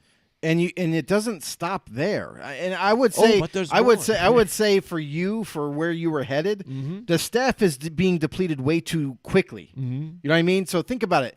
Every year it seems like another Patriot coach is going somewhere else. You know what I mean? And then it's the next man up mentality. But what if that next man up is not ready? Reverted to getting some of these guys back. Matt Patricia is back. Joe Judge is back, and not even normal. But they're in the wrong positions that they're in. So this is what is going on. What's the game plan? It's poor decisions. That's really what it is. When you bring back, okay, it's great. Matt Patricia's back. You know what I mean? Joe Judge is back. Great. Let's make him offensive line coach. But they're coaching offense now, which that's not what they do. Joe Judge, I could get. But Matt Patricia's a defensive guy. He was your DC back in the day. So I don't understand the decisions that are being made. And NFL teams looking at the Patriots are also scratching their heads going, what is this new? This isn't New England. What are they doing? And you look at the draft now, you think about Dave Ziegler, right? He ends up leaving, was a assistant GM for the Patriots. And you got to wonder if maybe Dave Ziegler had a lot of his hand on a lot more things in that front office in terms of drafting, in terms of free agency, because now he's not there, and it's like, this is really strange. Why would they go with this player, or why would they sign this guy? So a lot of things are happening now, and I don't think the Patriots are prepared for the first time in a long time. I mean, you could say 2 years ago they weren't prepared.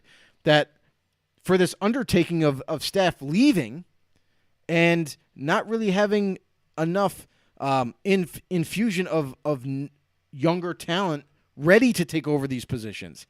So you got guys that are being pushed up way too soon. They're not ready to take over offensive coordinator. They're not ready to take over O-line coach.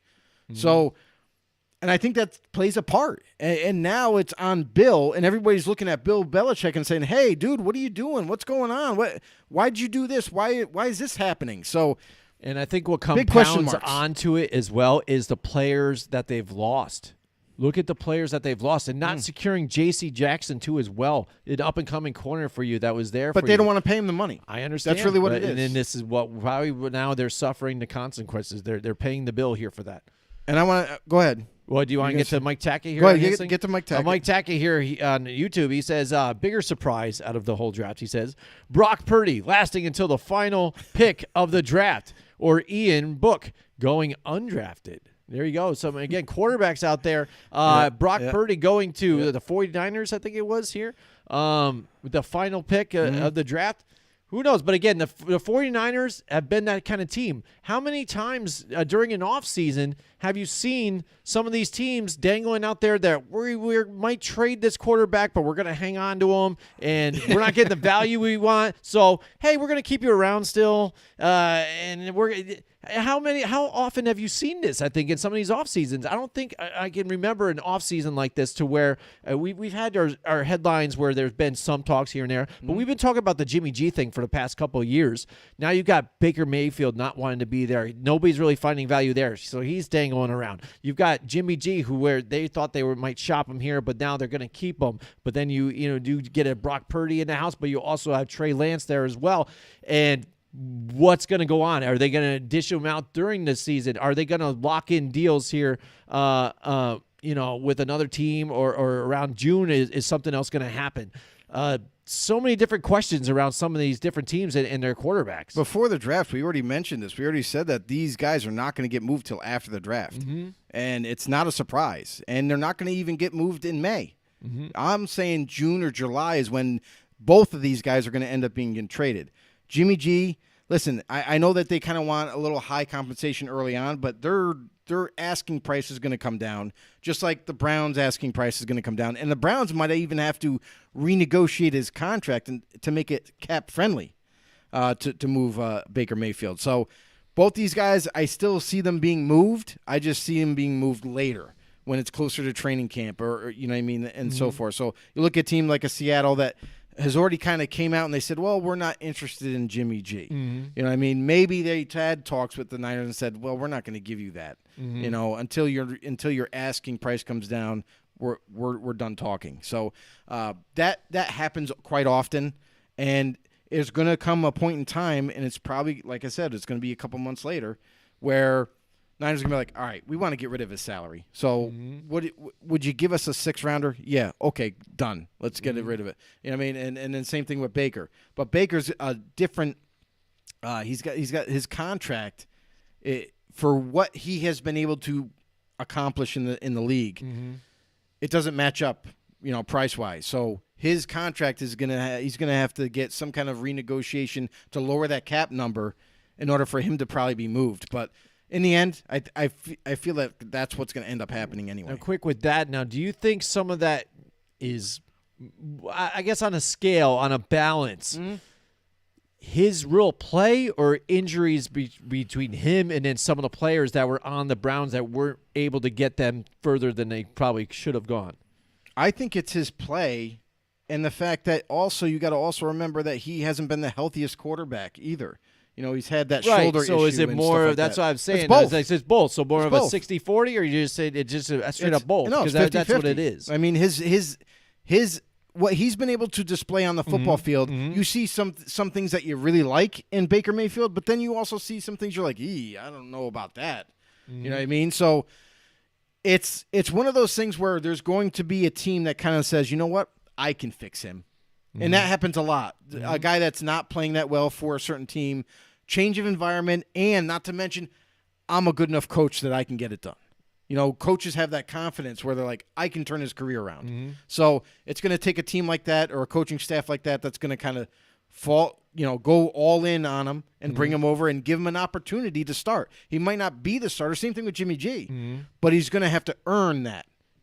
Yeah, absolutely. Mike Tackett says the Browns are going to end up trading Baker for a washing machine. # Jackie Moon. Yeah. Is that going to be a Maytag? Often disappointing. That's what I want to know. Is it going to be a Maytag? Is it going to be upscale? Well, that's a good. That's a good one. I need to know. Even what is upscale? See now because Ken Moore makes a great one too. But you also like Ken some of those Moore. other You got ones. Whirlpool. You got a lot. You got which Mike, I think are even around the drop same the comment company, down below. I think What's the makes top all of the those, line tell you there, the Washer? truth. I don't know. It's like I think a lot of those companies. One company makes them all, but it's almost like the Hondas and the Acuras are all Honda and stuff like that, but different names. The Lexus and the Toyotas, they're all the same. So who knows? I want to go. So all right, let's go back to the Patriots now. Let's get back to Patriots, them and how terrible, they their draft are is. and how this season is Because going to be terrible. I have to address these players. Sure. Now, these are players with potential, but big-time questions. Tyquan Thornton from Baylor, wide receiver. Very fast. Tested out very fast at the Combine and the Pro Day, but doesn't have the most consistent hands, has poor route running ability, but has a ton of speed. So I don't know what the Patriots plan on doing with him, but definitely for a second-round pick, I just didn't see the reason why they took him that high. After that, in the 3rd round, Marcus Jones from Houston, a corner that I mentioned when we were going over like top 10 for that position. He was in my honorable mentions, saying that he, from a standpoint of him as an overall corner, could end up being the best corner that nobody's going to talk about. However, the reason why they're not going to talk about him is because of his height and his size. The guy is a 5'8" corner and has 170 and is 170 or 175 pounds. So I see him getting picked on by guys like by all these taller receivers. You know what I mean? So you gotta worry. You got. There's a little worry in there now. Don't be rude. That's what they think. The Patriots believe that they could make him a big time slot corner, maybe, and you're not going to shake him, but you just got to throw it, a little higher, right? and I don't know if he's going to be able to defend these bigger receivers. I would imagine like every receiver's big to him now. You know what I mean? Like he's like the little leprechaun on the football field trying to get his pot of gold, and it's going to slip through his fingers. But after that, you look at guys like Jack Jones from Arizona State at corner. Who the fuck's that? I mean, after when I was looking at all these corners and stuff, I didn't really see Jack Jones being one of these better corners in the 4th round. Pierre Strong, I will give kudos to Patriots for this pick. Pierre Strong, running back from South Dakota State. I absolutely love this kid. He can do a lot of things well, and he'll fit really nicely for New England. Definitely going to be helping out Mac Jones in the backfield. And another interesting selection, Bailey Zape, quarterback from Western Kentucky. This is a kid that has a very weak arm. Let's just say what it is. He has a very weak arm, but he is deadly accurate and extremely smart. So that's what you got to like. He has more mobility than what he looks like, and he actually fits that criteria for a Patriots quarterback. You don't have to have the strongest arm, but as long as you're smart and you're deadly accurate, they might have themselves the next kind of like guy right behind Mac Jones that's going to kind of, no worries if anything ever happens to Mac. You know what I mean? Mm-hmm. So that was an interesting pick, and, you get it. You got to have depth in that position. After that, the next three picks were kind of, they're just all developmental guys that they're hoping they can turn something out of. Mm-hmm. But overall, their draft was pretty bad, and a lot of picks were a little too high for my liking, besides Pierre Strong, Bailey Zape, and that's really it. Mm-hmm. Mm-hmm. Yeah, I know, and that's the thing with some of these teams. And when you look at them and say like how poorly they did, I think that's what it is kind of too. Decisions that were made at that time during the draft and what they'd done, even when they moved out of positions. We talk about teams like even like the Saints. Cowboys traded back and forth, and still even in those positions, and even look at the Chargers there. For their position to grab Zion Johnson when he was right there, the guard, we would have thought there was some other position. Did we go with Linderbaum in that one in our mock? I can't remember. I thought we said Linderbaum would be nice for them, and that would have been great for them. We made him a winner at that aspect. Mm-hmm. The Cowboys, too, Tyler Smith here, too, and in their spot at 24, again, was kind of a head scratcher to me, and they're high fiving and everything else and stuff. And going to bed, on the first night of the draft, excited about that. And now it's just kind of like, all right, a guy that fits maybe even that mold of the Dallas Cowboys. He definitely does. Let's get rough. Yep. Let's play past the whistle and draw a lot of penalties, right? Be over physical and try and just hurt, Tyler Smith, I had him as a very good developmental player who I think could start right away. However, he has a lot to work on. Mm-hmm. He's definitely the most aggressive offensive lineman, and you can put him up there with Trevor Penning. Like Trevor Penning is super aggressive too. He likes to throw people around just like Tyler Smith does. Yeah. But my thing for Tyler Smith is, I thought he was a second-round talent, in my opinion, and I just think that because he does need refinement, and I think he's going to be great in the run blocking game. I think pass rushing against these faster edge rushers, he's going to struggle a little bit. He might even get a little handsy and have a lot of holding calls. So that's kind of what I worry about with Tyler Smith. Do I think it's a good pick? Yes, it's a good pick. It's towards the end of the first round. He's a developmental guy. Maybe you could have him as your starter because he's going to supplant La'el Collins. La'el Collins is no longer there, so they need somebody to plug and play, and Tyler Smith looks like he's going to be it. But might go through some rough patches his first year. Right, that's the one thing I was just looking at. Again, because, the Cowboys were the most penalized team in the NFL last year by a lot. Be ready for that to continue. And there's you're continuing the trend. It looks positive for me being a Giants fan here, but for, again, Cowboys, that's not something I want to look forward to. I didn't like their overall draft, but I do like a few of their picks.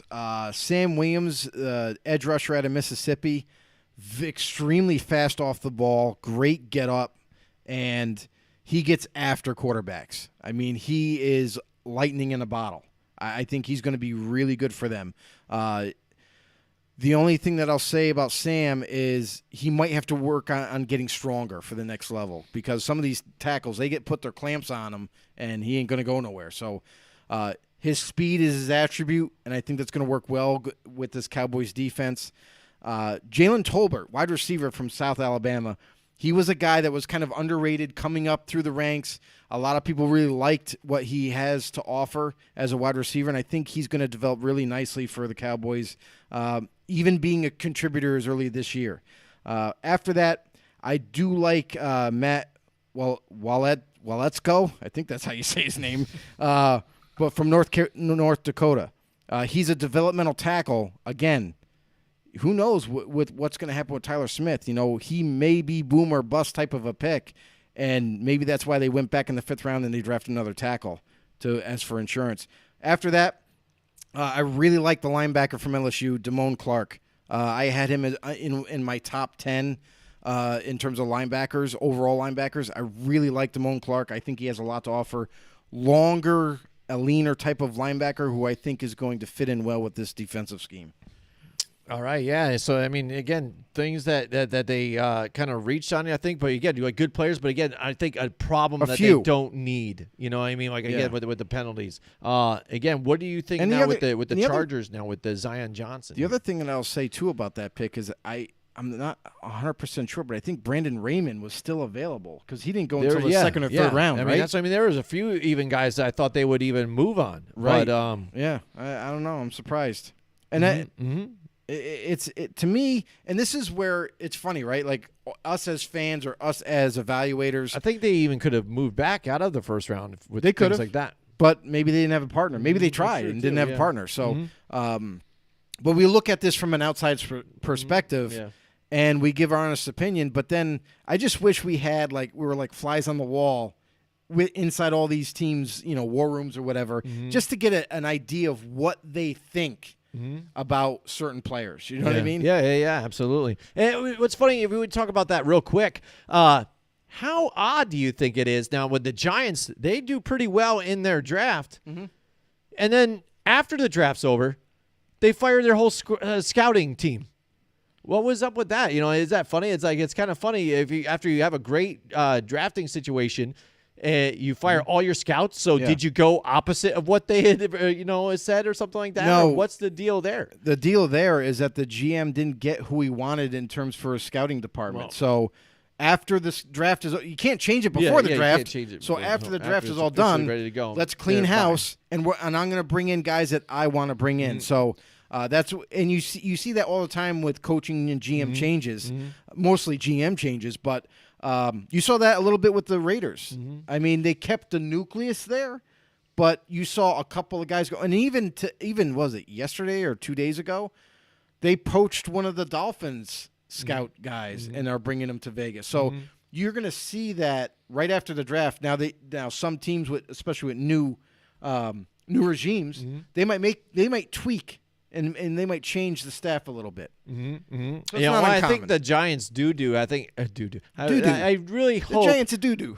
They are do. Everybody knows that. I think one thing that they should do is maybe even look into their training staff and trying to stay a little healthier, because that's one issue that they've had time and time again throughout the years here with the. It might not even be the trainers. Too, so. It could Who be. knows? It could be. Don't straight up draft guys. Don't draft injured problems. players, guys that have injury problems. Right, and that's what you're looking at with Sterling Shepard, who's still on the team. Kadarius Toney, all of them, dude. Every one you're facing. Kenny Galladay. Yep, every single one. So that's one thing they got to look forward to is trying to stay healthy. Has got to be number one. And then see how bring Daniel Jarvis Jones Landry to the New York Giants. Imagine that. That'd be funny. Add some, some more height and stuff to the team. Rather instead of these short, little shifty guys. You know what I mean? All right. So again, Zion Johnson, even too. I think at that spot when you had these guys there, Tyler Linderbaum was there. I thought for sure they were going to pick him there. And there's even some other options here for the Chargers. But again, come up just kind of with this. I mean, I absolutely love the first pick, Zion Johnson. We both thought, because we looked at their roster, we looked at what their need was and the value. Zion Johnson, this is definitely worth the value. And from what I'm hearing is they're going to have Zion Johnson take the place of ex-Steeler guard. Matt Filer. Yeah. They're going to move Matt Filer to right tackle now. Okay. They did have Nord Storm as their starter last year when the right tackle got hurt, but and now retired, former Packer. But this kind of, I know PFF has a high grade for Matt Filer to play right tackle, but he's getting older too. So I feel like he was being protected at right guard, now might get exposed if you happen to shift him out to right tackle, where he's got to face a lot faster defensive linemen or linebackers for that matter. So I love the pick, 17th overall, Zion Johnson. It's great, but really the value was there for Tyler Linderbaum, who one of the Pouncey brothers that was there for the longest time, retired, and they brought in got Lindsley there. Corey Lindsley. Yep. But Corey Lindsley, he's on his last legs too. So why not get Tyler Linderbaum right now? And you don't have to move anybody. You know, Nordstrom can still develop and be that right tackle for you. And Linderbaum can lock down that center position. Move on from the salary Corey Lindsley that has, and let's go next. You know, on to the week one. But either way, that pick, it's justified. Okay, you went with guard Zion Johnson, definitely really good pick. But after that, some question marks. Safety J.T. Woods from Baylor in the third round. They didn't have a second-round pick that they traded away. But J.T. Woods, developmental guy. Very fast type of safety, but a guy struggles a little bit in coverage. Not a phenomenal tackler at all. So, yeah, I don't know. I'm not really high on that pick for that early. Isaiah Spiller, running back from Texas A&M. I think the Raiders – now, in this round, the Raiders traded ahead of the Chargers to draft Zamir White, running back from Georgia, who I absolutely love. I think he was my fourth-rated running back coming out. And then in the fourth round, they end up saying, okay, well, Zamir White got taken. I think that was their guy. So they fall back and they take a running back in Isaiah Spiller, who I'm not real high on. We'll just say that. I think he has potential, but he's got a lot to work on. Runs up high a lot. And you got to wonder, a lot of defenders are going to get underneath him and take him down pretty quickly. And then after that, to me, there's a lot of developmental guys after that pick. J.T. Woods, I think, is more of a developmental pick. Isaiah Spiller and onward. The only guy that I think could be their saving grace besides Zion Johnson is the tackle Jamari Sallier from Georgia, a guy that I was kind of high on when I was looking at the offensive lineman. They get him in the round 6. Definitely think that he could develop to being a right tackle for them, maybe even taking over after Filer's gone. Now, is there any other teams you want to touch on here with your disapproval here on this draft before we move on to my well-anticipated Star Wars movie rankings?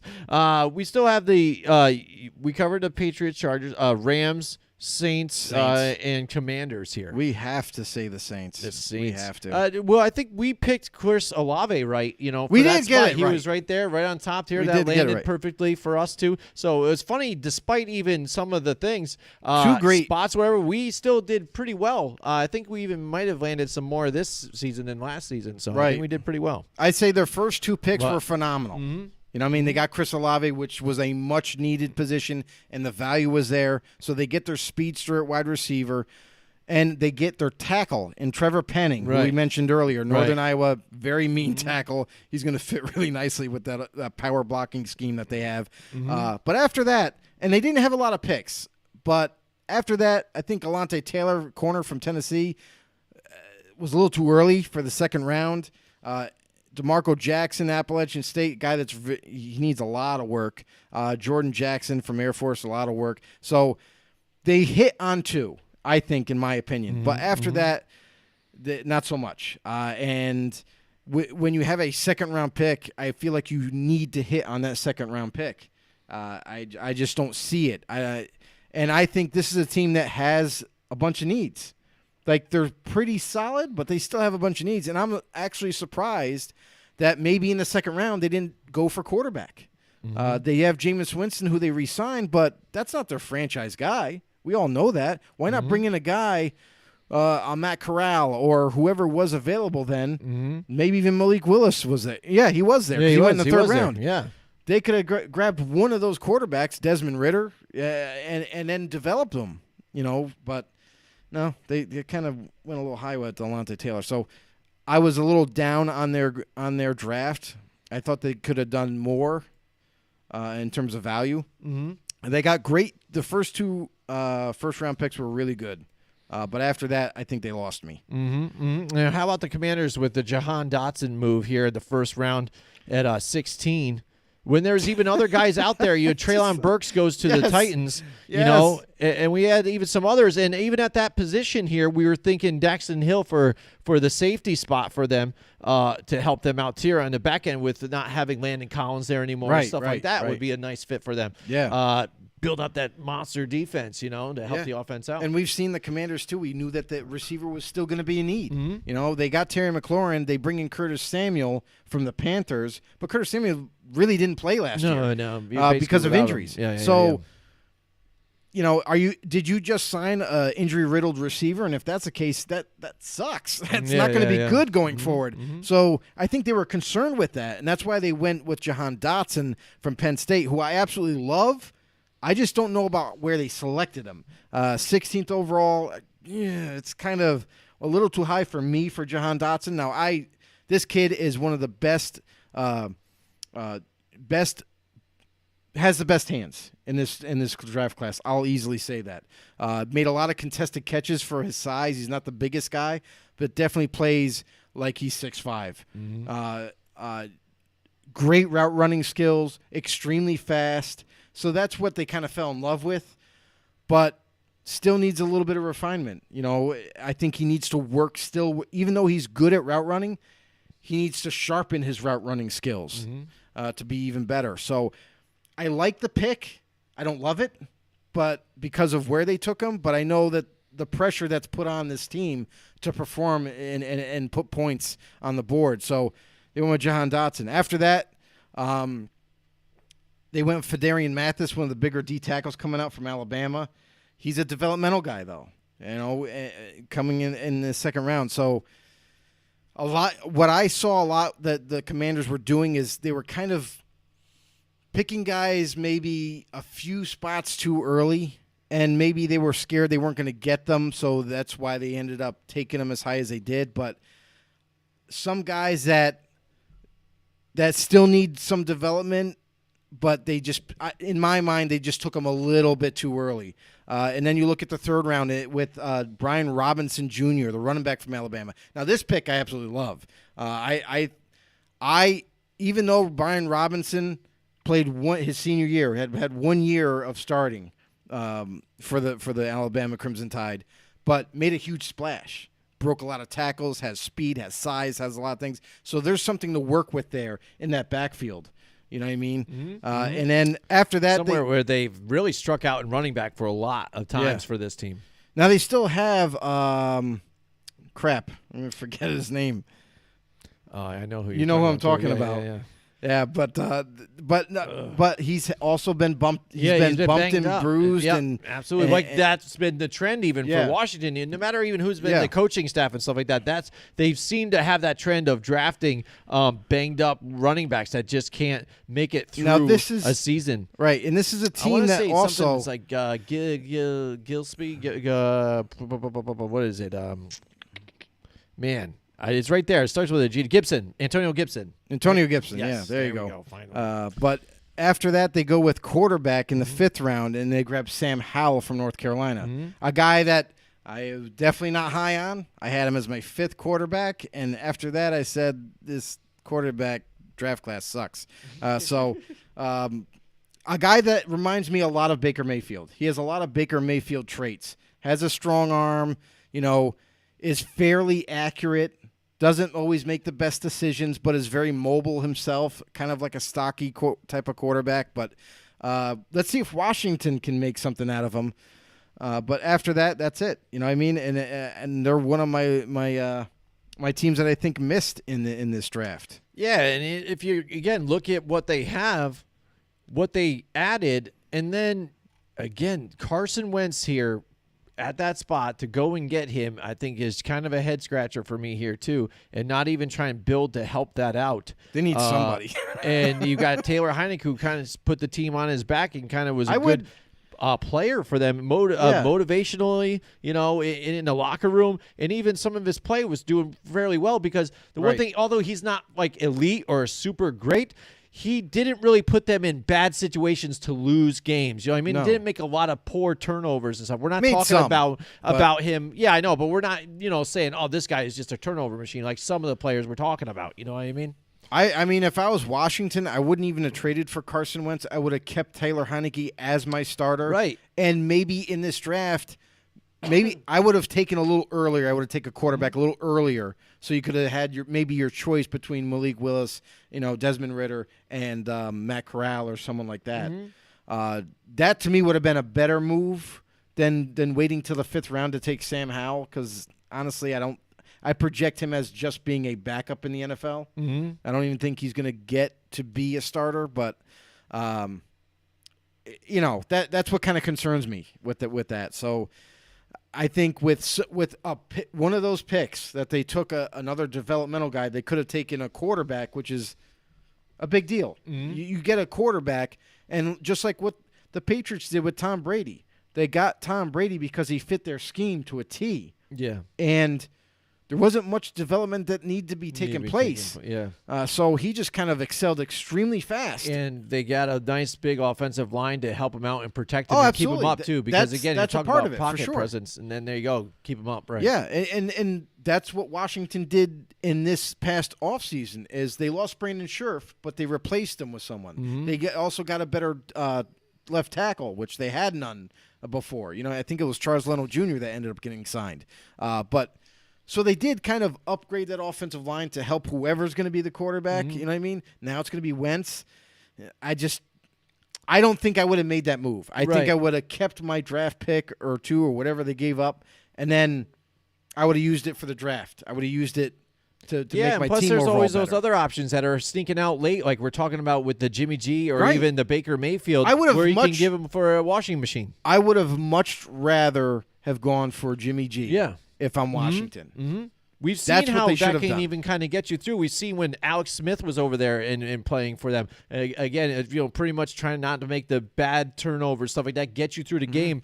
And again, you like the wide receiving core that he had. If you add another weapon around him too as well, maybe even 2, if you do make that move and get Jimmy G over there too, maybe that entices now the whole deal with Debo to move over there as well. Now, say you pick up Debo too in a trade as well, take the whole package deal. Say, we'll take both off your hands, buddy, and we got the money. We'll throw it out there too as well. That's and then going to maybe be a even lot. unload even Curtis Samuel to you too as well, and then something else. But that's more. I mean, if I'm them, I'm going in on that because if you look at this NFC East division right now, they can. If you go and get that, you can beat the Giants, you can beat the Cowboys, and you can beat the Eagles right now. Yeah, definitely. You can go for that division. You get into the playoffs, and then you look at that NFC, it's wide open. It is nothing like the AFC. Like I don't even want to touch that. Like you know what I mean? It's funny when you see some of these star quarterbacks go to that side. Right. They've got to be lunatics. They've got to be crazy to have to compete with all that to try and make it so far deep into that to get to that championship game. It's going to be epic football for that side in that conference. But if you look at the NFC side, basically you got to be able to just knock out the Packers. Basically is what you're kind of looking at, or even the Rams now at this matter with what they've done with Matthew Stafford. Oh my God, the Rams had a terrible draft. Can we just talk sure, about just talk that? about them real quick. Before we do though, I don't want to forget talking about our friends at Mohawk Honda. How we give me some Mohawk Honda love while we bring up the Rams. All right, Mohawk Honda. They just got done with the whole pet adoption thing. Amazing. A lot of people went home with some great pets. We saw the pictures and everything else. The spring is a perfect time right now to go get your car, especially down at Mohawk Honda. They're giving you top dollar for the trade-ins. They still have the Kelly Blue Book instant cash offer. That means checking your hand on the same day or put it into a trade-in. Follow them on their social media, Facebook, Twitter, because also they give you the insights on the vehicles. Joe, I watched a video. It was like a hype video about the new Pilot, the 2022 Pilot Trailblazer. And it shows the interior, the bells, the whistles, all this. And my guy's telling me all about it, stuff like that. I wanted to go to Honda right there and then trade in my minivan and go get one of these things right now. Give me that Kelly Blue Book instant cash offer. Give me top dollar for my van right now. I want to get this thing. This looks amazing. It's got all the extra bells and whistles to it. It's all black. It's got the black, rims and everything else. Black accents on the back. Dude, this is my type of ride. Plus, it fits all my kids, too. It's got the 3rd level, but the fold-down seats. There you go. I love it. And I only saw it because I check them out on Mohawk Honda on their Facebook page and stuff like that. Follow them on social media. You can get the insight on all that. Then go to their website, mohawkhonda.com. Put in the information about your car, your trade-in values. They'll give you an offer right there on the website. You don't even need to drive there. And then when you get it all locked in, set up your appointment, go down, talk to them personally there. They got all my guys there to take care of you, to get you in the car, the ride you want. You deserve the payment you want. It's amazing. You know what? It's a big family there at Mohawk Honda. They'll do everything they can to take care of you, where they really go out of their way to please you. They're on Freeman's Bridge Road in Glenville. Stop by there today. Tell them you heard about it from Football on the No Show. And that brings us to the Rams. Now let's talk about the Rams. Congratulations, then we'll get Rams. to my you list. You are a piece of shit. You're terrible. The Rams, I don't know what their GM was thinking. Now, I know they didn't have the first 2 rounds. They didn't have the first round or second round picks, but neither did the Raiders. And I feel like the Raiders did head and tails better than the Rams. Picking third, they end up grabbing a developmental tackle in Logan Bruss from Wisconsin. You know what I mean? I think there was much better talent there that they could have taken. Instead, they go with a developmental guy. After that, it's all developmental. You know, I would say out of all the picks that they had, and they had, let's see, 2, 4, 6, 8. They had 8 picks total. Most of them in the 6th and 7th rounds.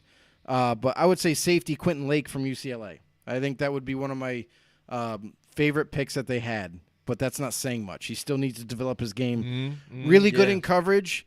Good tackler, but still needs to need some refinement there. I don't know. I think with a 3rd round pick, you got to hit on that. I think they missed a little bit here. And all these other picks like Kyron Williams, who everybody was infatuated about, the running back from Notre Dame, I didn't like it. I don't think he's that good of a player. I think he's going to be just a rotational, backups type of running back. So I don't see the value. And overall, I just think they missed on most of their picks. I don't like the developmental players that they ended up obtaining, and their 3rd round pick I think is going to end up being a miss. So maybe their head coach there got a little too hammered on that first night of the draft. He was on a good time, man. Yeah, did you see that? How he was like dying laughing about the Patriots pick when they got Cole Strange. You tell you his face is already. He's got the big wide eyes, and he's like, "Oh man, oh man, that was hilarious." Good times here. The internet's a beautiful thing when you see stuff like that too, and it gets shared instantly the next day. So that's good stuff. So yeah, NFL draft is crazy. Now comes the off season here, where we're gonna see that we already got mini camps showing up. Not mandatory. Rookie camps going on. Yep. Up here in upstate New York, the Giants, there's already been controversy a little bit with some of that's going on because Kenny Golladay shows up, says, everybody should be here. No Kadarius Toney. And then, lo and behold, he shows up now. He's like, oh, yeah, maybe I should be here, huh? You guys are talking about trading me and everything else and stuff. And like, oh, shit, I got to be here. Because you guys were injured half the time and you did make mistakes. So it's time to fix that. And I'm glad that Kenny Golladay wants to be part of that because he realizes that he didn't play his best there. Wasn't getting that separation too as well, and not becoming that big target, and didn't get any touchdowns at all. And then Saquon too, getting super excited about having Neal as well too as part of their offensive line. So hopefully we can have a running game this season here, and he can stay healthy. I didn't like their offense at all last year. No, I didn't like the way it was ran. I didn't like the play calling, and I don't think it fit Kenny Golladay. Right, and I think that's the reason why you didn't see him getting all these, catchable balls and getting open as often. I just think he was used in limited fashion, and it seemed like only to stretch the field. It didn't seem like a overall, running all different kinds of routes of the route tree. So you know what I mean? I thought it seemed like they were going deep ball or nothing. It seemed like they fell in love with Danny Dimes' deep ball altogether. That's all they want him to do. Because again, what did you hear about Daniel Jones that he's had positive throughout his career so far? He's super accurate in the deep ball. That's what he's got. You know what I mean? But that's not the game they should have got and should have played, especially with the personnel that they had. You know what I mean? Especially with even fitting in these 3rd and 4th rounders that had to play and stuff like that. You know what I mean? Right. CJ Board. You know what I mean? We cut him, and then, oh, shit, everybody's getting injured. Hey, come back, CJ. Come back. Come on, man. You want to play with us. Things like that. Dink and dunk. You didn't see enough of that. And then when you found out that you had some legs with Daniel Jones, you ran him to death, especially at the goal line where that's where he got grounded and pounded. The concussion, the neck injury, which could have damaged his whole career right now at this point. Very dangerous playing with fire there for those guys in that offense. Hey, listen out there. If you're new to the show, everybody, welcome to the show. Listen, you want to become a know-it-all? I got the hookup for you, bro. I got the hookup. Listen, you can go search us up on Facebook or YouTube. We prefer YouTube. Help us grow this channel that we have going on. Search us up, Football on the No Show. When you see us pop up, make sure you hit that subscribe button, smash that notification bell, let you know when we go live, and just become a know-it-all. Join up. We're also on Twitter as well, at FB_no, if you like to tweet and Twitter and all that kind of crap. It's cool now because Elon Musk owns it now, so we can actually say what we want. I'm just waiting for him to shut it down. Yeah, just right? waiting for him to shut it down. That'd be great if he just shut the whole thing down. That would be done. cool. I don't Just have it's to worry done. about I it. bought it. Now it's done. But Suck it, everybody. How But about yeah, that? really appreciate it. Hey, listen, if you know anybody that loves football like we do, direct them our way. Let's grow this football family that we got going on. Thank you guys so much. Mike Tackett says, are the Giants, Bucks, Texans, and Colts preparing to draft their next franchise quarterback next year? That's a good possibility. I mean, isn't it kind of, it's without gotta be saying, obvious, it that should be part. pretty obvious? Especially with even the Giants when they flat out said, again, they're not picking up that fifth-year option, which you're seeing that, I think, with a lot of these teams now. They're just saying, no, we don't have to do this. We're not going to do it. It actually benefits them better with not doing that. You also got to take into account that they're new regimes. Mm-hmm. So they're not their guys. Mm-hmm. And that's what you see. You've seen with a couple other teams that did the same thing, is they're like, oh, no, we're not going to exercise your fifth-year option because we don't want to pay you X amount of dollars. We want you to prove to us that you belong on this team. And Daniel Jones is in that, in that scope where like he needs to prove himself. Texans probably in the same thing here too, because again, you got Lovie Smith up in there. They do like Davis Mills still, but But I would say the Texans are more comfortable with Davis Mills. Otherwise, they would have took a quarterback. Yeah, they would have done it this to way. develop but again, this year. They can't lose if they still run with them, see what they've got with them. If it's something positive, they can roll with it. If not, why not throw in on one? But like next guys year? like the Tampa Bay Buccaneers, Tom Brady isn't going to be here forever. So definitely that's not their guy either. We can totally tell there. The only thing that I know, they have Kyle Trask, Yeah. who they drafted a couple years ago, who they're hoping with Tom Brady being there to kind of help him learn the ropes and everything, maybe he could be their franchise guy. But again, it's still a long shot. Guys like the Giants, just like Jim was mentioning, Daniel Jones not getting his option exercise because they want to see these guys prove themselves. And the Colts, they got Matt Ryan.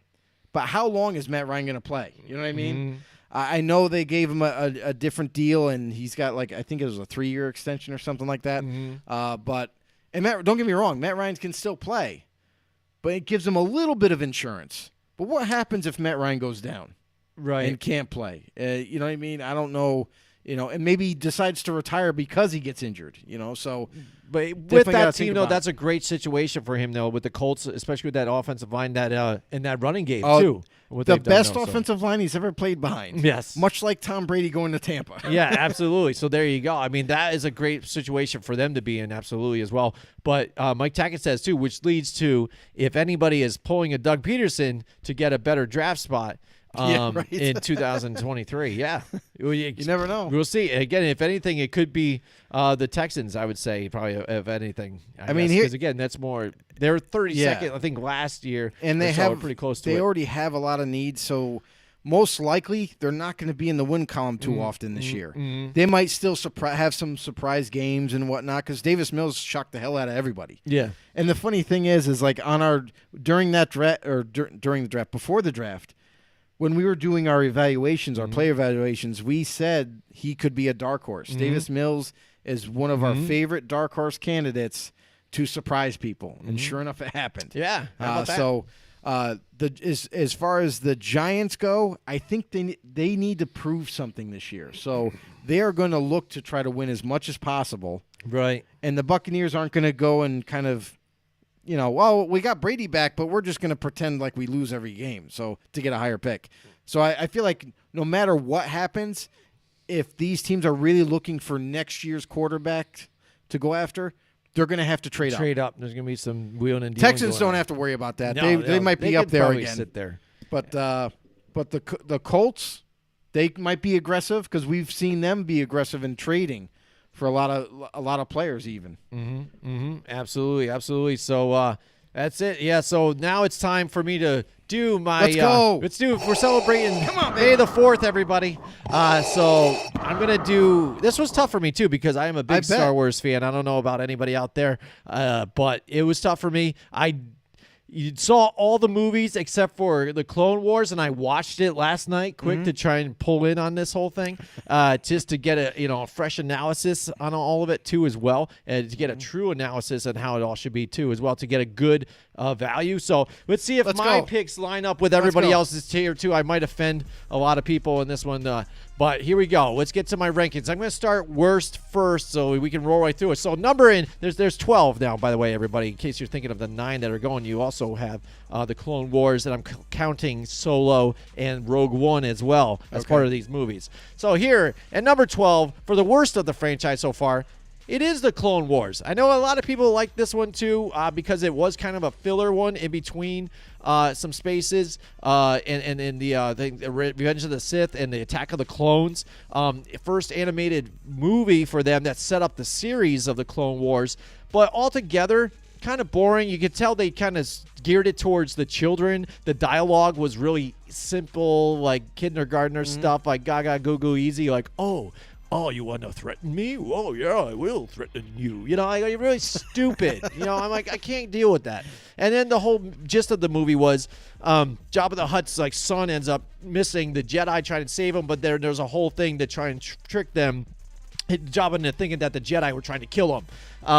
And you knew it through the whole thing and how it was going to turn up at the end. You already knew the ending before it was all over. It was a waste of an hour and 40 minutes.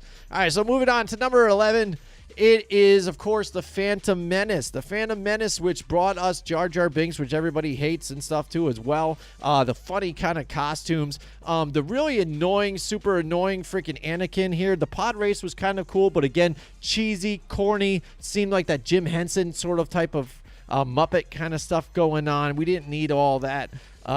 Even though they did well with the first Star Wars movies here, those hand puppets and stuff were better than some of the CGI stuff that was going on with this movie. And some of the characters just plain lame, so super stupid. And again, the fact that an Anakin, this little crybaby little blonde kid, turns into Hayden Christensen along the way is just doesn't make sense at all. And it kind of seems that that Padme ends up being a weird type of, pedophile kind of thing, because the dude was super young and she was older and a senator and stuff, and then all of a sudden they end up being a thing. It's kind of creepy and stuff. Coolest part about the movie, Darth Maul was kicking a lot of ass, stuff like that, was doing it to the Jedi there, really kills Qui-Gon, which was pretty amazing. But again, Obi-Wan Kenobi jumping through, slice him into pieces where we thought we might have seen the last of Darth Maul, but little do we know that in the franchise and all that stuff, that Darth Maul somehow survives, is able to put himself back together, driven by hate. Hate That can do son that, of a apparently. bitch. Isn't that amazing? Only in the Star Wars universe.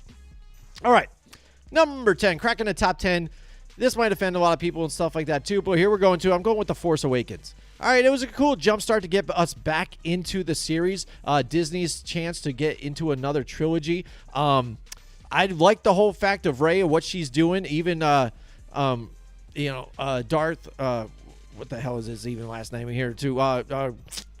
Damn it, I can't even remember his damn name. But the Dark Lord of the Sith here, too. His costume was cooler than he kind of was. He was kind of a whiny bitch through the whole thing, even though he was kind of built super emotional. Don't get it. I hated the corny parts about it. They try to be funny for some stupid-ass reason with some of the furry characters, too, as well. Like, we didn't need any of that stuff. BB-8, he's cool. Very emo. Yeah, and even Finn, I didn't really like so much. As the movies grew and kept coming out, he got manlier, he got better, instead of just that kind of whiner, I'm a cleaner guy, stormtrooper that didn't want to fight as much, kind of became tougher. But in this movie, really didn't find his soul spot. I wasn't getting where they were going with that whole thing. So this movie started kind of getting me going, but it just wasn't all there, so that's why it slides with me here. So that leads us to our next surprise at number 9, which people probably hated too as well, is Solo. And this one was a box office, totally just, zero here. Debacle. People never went to this thing and stuff. But I did see it again later on when it was free to me. And I actually kind of liked it, though. I liked the whole story. Thought I was going to hate the actor as Han Solo and stuff like that. But overall, the guys kind of grew on me. You see a little bit of the backstory, how it grew and how he did it. Became that kind of pilot that wanted to move and be part of the Empire, but it was that smuggler on top of it as well.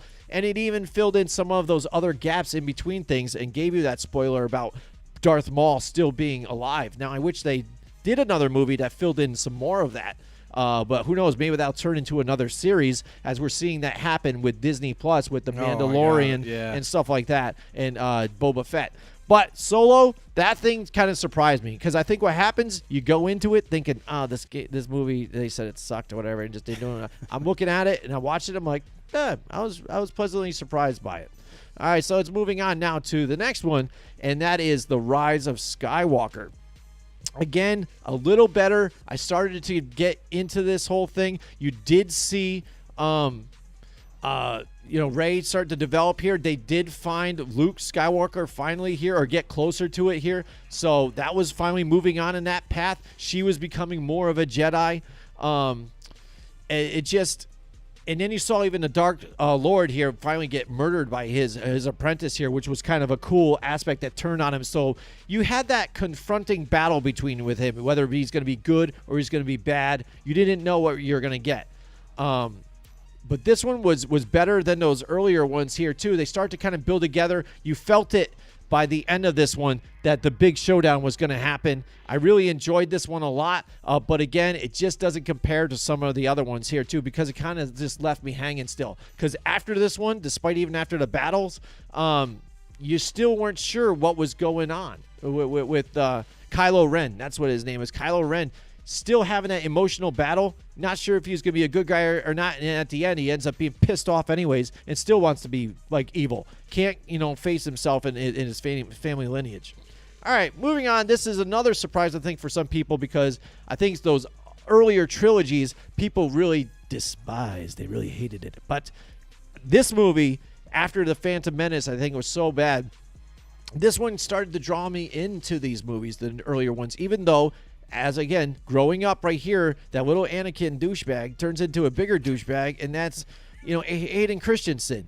Could they find nobody better to be Anakin? Like, seriously, he has the evil look and everything, but he seems like he can't act at all. It gets super weird, emotional type of crybaby-ish here. He's got, Padme right there. She's a center, super successful. She's beautiful, and she's there, and she likes you. And you're a whiny baby, and you still, she still loves you, even though you're screwing it up, bro. You're super emotional, angry. It's like almost what they're dealing with the Johnny Depp thing right now, dude. What the hell is going on? You know what I mean? But this one did bring some cool fight scenes, too. Mm-hmm, we saw what happened, how the Stormtroopers were made, who they were cloned after, and that's Jango Fett. That's Boba Fett's dad. Mm-hmm. Holy moly, the best bounty hunter out there. You see more of Obi-Wan Kenobi kicking ass. You only knew him as the old wise guy in the first one, the New Hope, but he really developed and really showed how he was General Kenobi. Whooped some ass, showed what kind of level of Jedi this guy was. He was elite, and he gets underplayed, I think, in a lot of these movies. And by the end of it, you see Jango Fett beheaded right in front of Boba, boom, which I think drives him to be that next bounty hunter, Boba Fett, moving forward into the franchise. I really like this movie, got it all set, going. You learned a lot about the stuff, and that drove you into the next one, which is now here, The Revenge of the Sith.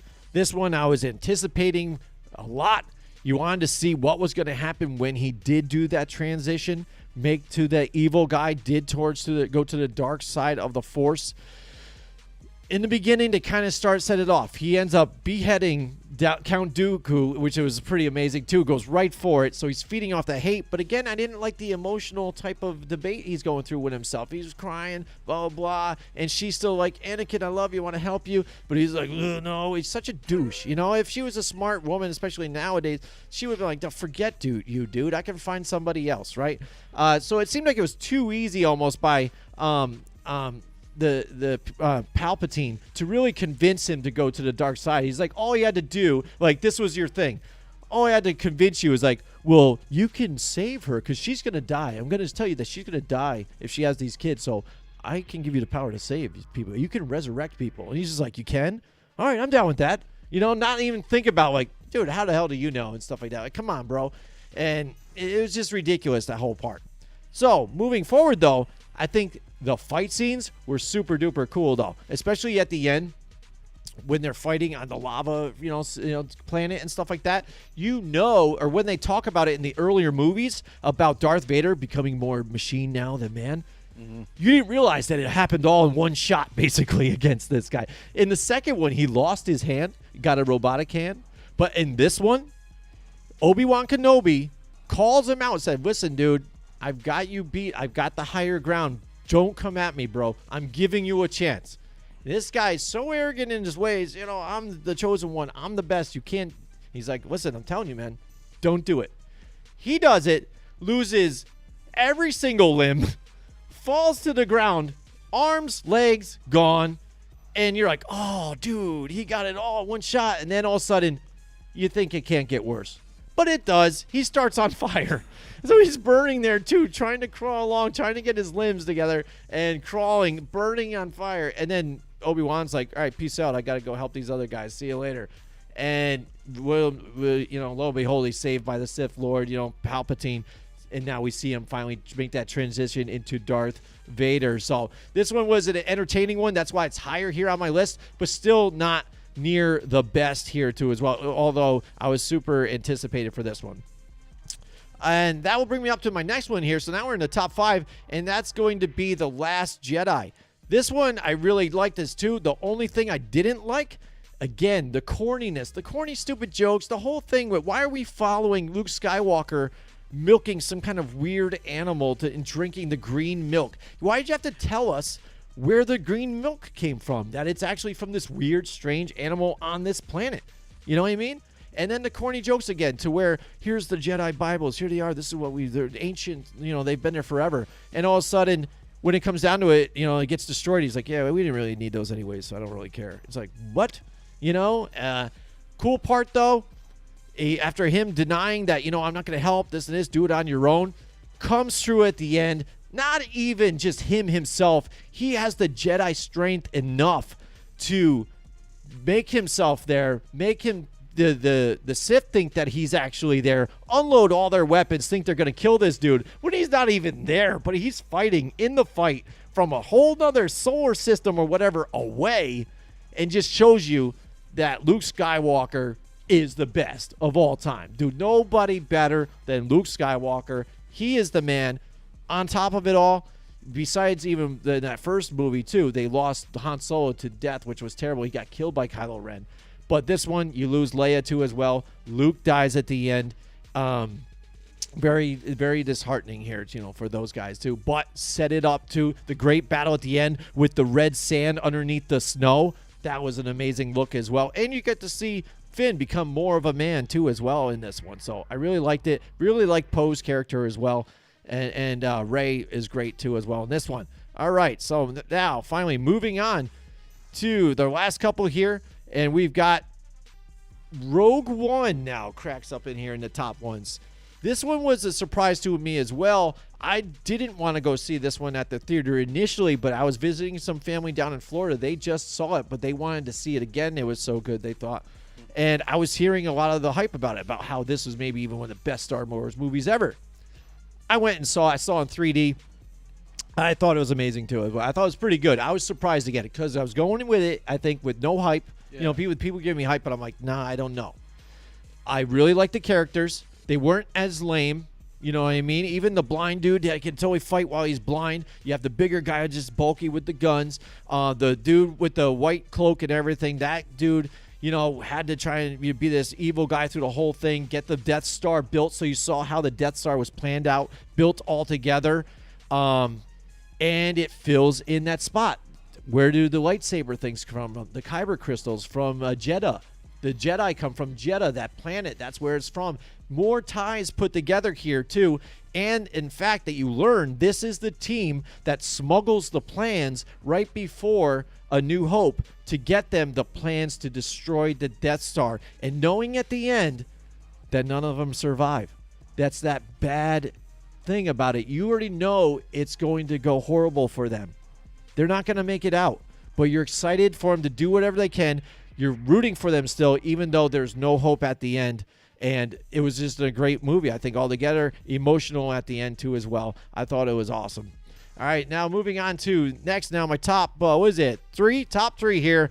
And you know what it is now. Here we are. It's the original trilogy now, and what place they're going to go. This is how they're going to go for me. A lot of people might be upset with some of these, too, as well. But here we go. A New Hope.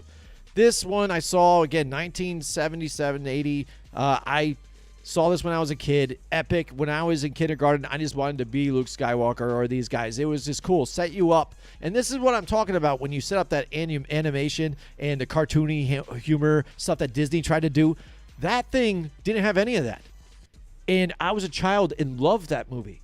You didn't need to go that whole route. You don't need to make it all this Disney, Plus and then Disney Channel type of singing and gaga goo goo crap. You don't need it. Just be a straight up situation. Good guys, bad guys. Good guy tries to take out the bad guy. People can understand that concept pretty well. You don't need to get comedy into it. And some of it was just a smirky humor from guys like Han Solo, stuff like that. Chewie, their interaction with each other. C-3PO, he's kind of lame and dorky, so him and R2-D2 would argue with each other, even though you don't even know what the hell R2-D2's saying, but you loved R2-D2. I understand what he's saying. Right? All right, so this one set it all up. Luke Skywalker, again, just a guy on the farm working for his uncles, and his aunt got killed. I have a question. What's up? Did you ever achieve Luke Skywalker status? What does that mean? Well, like we did playtime? As a kid, you wanted to be Luke Skywalker. So did you ever achieve? I think we did. I think I did. Okay. When I was in kindergarten, we did play as Luke Skywalker before. There So I you was go. able to be Luke Skywalker. But Nice.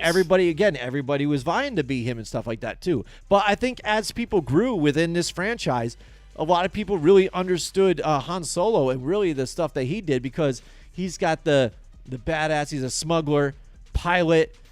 Wasn't part of the whole rebellion, Yeah. but became one, especially at the end of this movie. And that's what's great about this movie, too, because you're counting on Luke Skywalker to go and drop that thing down into that little spot to where it is. You think it's over right there, too. He's getting down there. Can he do it? Darth Vader's on his tail. Lo and behold, boom, Han Solo comes out of nowhere. He thought he left him. Boom, shoots freaking Darth Vader off, spiraling into space. Set it up, kid. Boom, drops it in. Boom, explosion. And that just ends the movie. Nothing crazy afterwards. Movie's over. They win. Let's freaking celebrate. Let's get it done. They get medals at the end. It's amazing. And Luke Skywalker, you find later on, ends up kissing his sister, which is kind of creepy. And he's super excited about it. All right, so that moves on to the next one, which I think is a lot of people's number one, but I'm going to do it here. I'm going to go Empire Strikes Back. Empire Strikes Back, I do like the down ending again. Like, I think people grab it, that they kind of left it out there. But also that was kind of a hindering thing to me, too. You left it open. Like, after watching this, you're like, oh, man, he just got his hand cut off. He just got surgically repaired. And then they look out the side of a spaceship, and boom, it's over.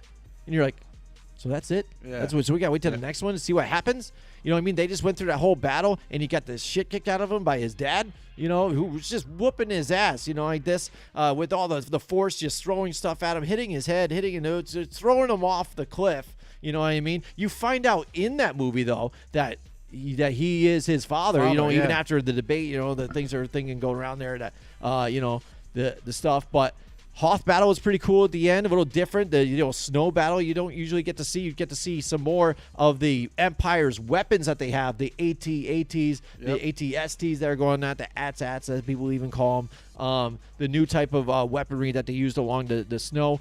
Boba Fett, again, going and finally serving out his thing for Jabba the Hutt, getting Han Solo on the trade when they double-crossed him here with Lando Calrissian in the Sky Realm, and seeing him, even though they started to develop a relationship here with Princess Leia, now he ends up getting the girl after it all. She goes for him, the wise-ass guys that didn't get along. So let that be a lesson to some of these kids out here, that even a girl talks smack about you sometimes. Maybe she does really like you, and don't always just play the whole kiss her ass type of thing.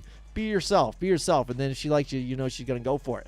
So then at the end, too, when he's getting frozen carbonite, plays the whole cool thing, too. And she's like, oh, I love you. He's like, yeah, I know. Peace out. I'm about to get frozen. Come get me. You know what I mean? And so it was really cool. But again, I didn't like the whole ending in that aspect, that it was kind of that downer, left me hanging there.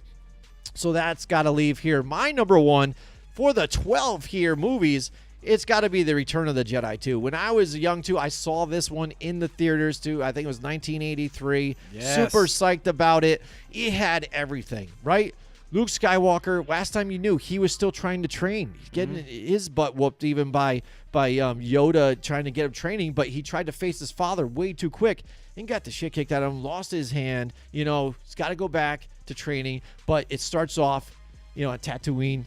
You get the droids going in there, this new thing, Jabba the Hutt. He's this badass dude. There's, the Carbonite, Han Solo. They got to figure out a way to save him. To get him out, yeah. You've got all his boys come in there. It's a sneak attack to get in there. They got a big plan. Lando Calrissian's dressed up as one of his guards already. You got C-3PO as the inside guy. R2-D2 comes, delivers the message, and Leia comes up as that weird type of, bounty hunter too with the thermal detonator, but they find her out because she tries to save him out, gets foiled, and she becomes even the sexy slave in that outfit. And as younger guys, when we were little, we remember that outfit too as well. So that's a plus on top of it all. A lot of people didn't like the Ewok type of thing because, again, they were more getting into that, Jim Henson type of deal, more of the type of things here. I love the Ewoks. I think the Ewoks served their purpose there, too. A cool jungle fight. They ended up helping them out on that jungle thing. And that's the thing that I think what made this movie great as well is sometimes you see this in bigger wars. World War I, World War II, there were different fronts. You had the German fight, you had the Russian fight, this and that. On the Italian front, they needed to break the shield down right there on Endor. They needed to go do that.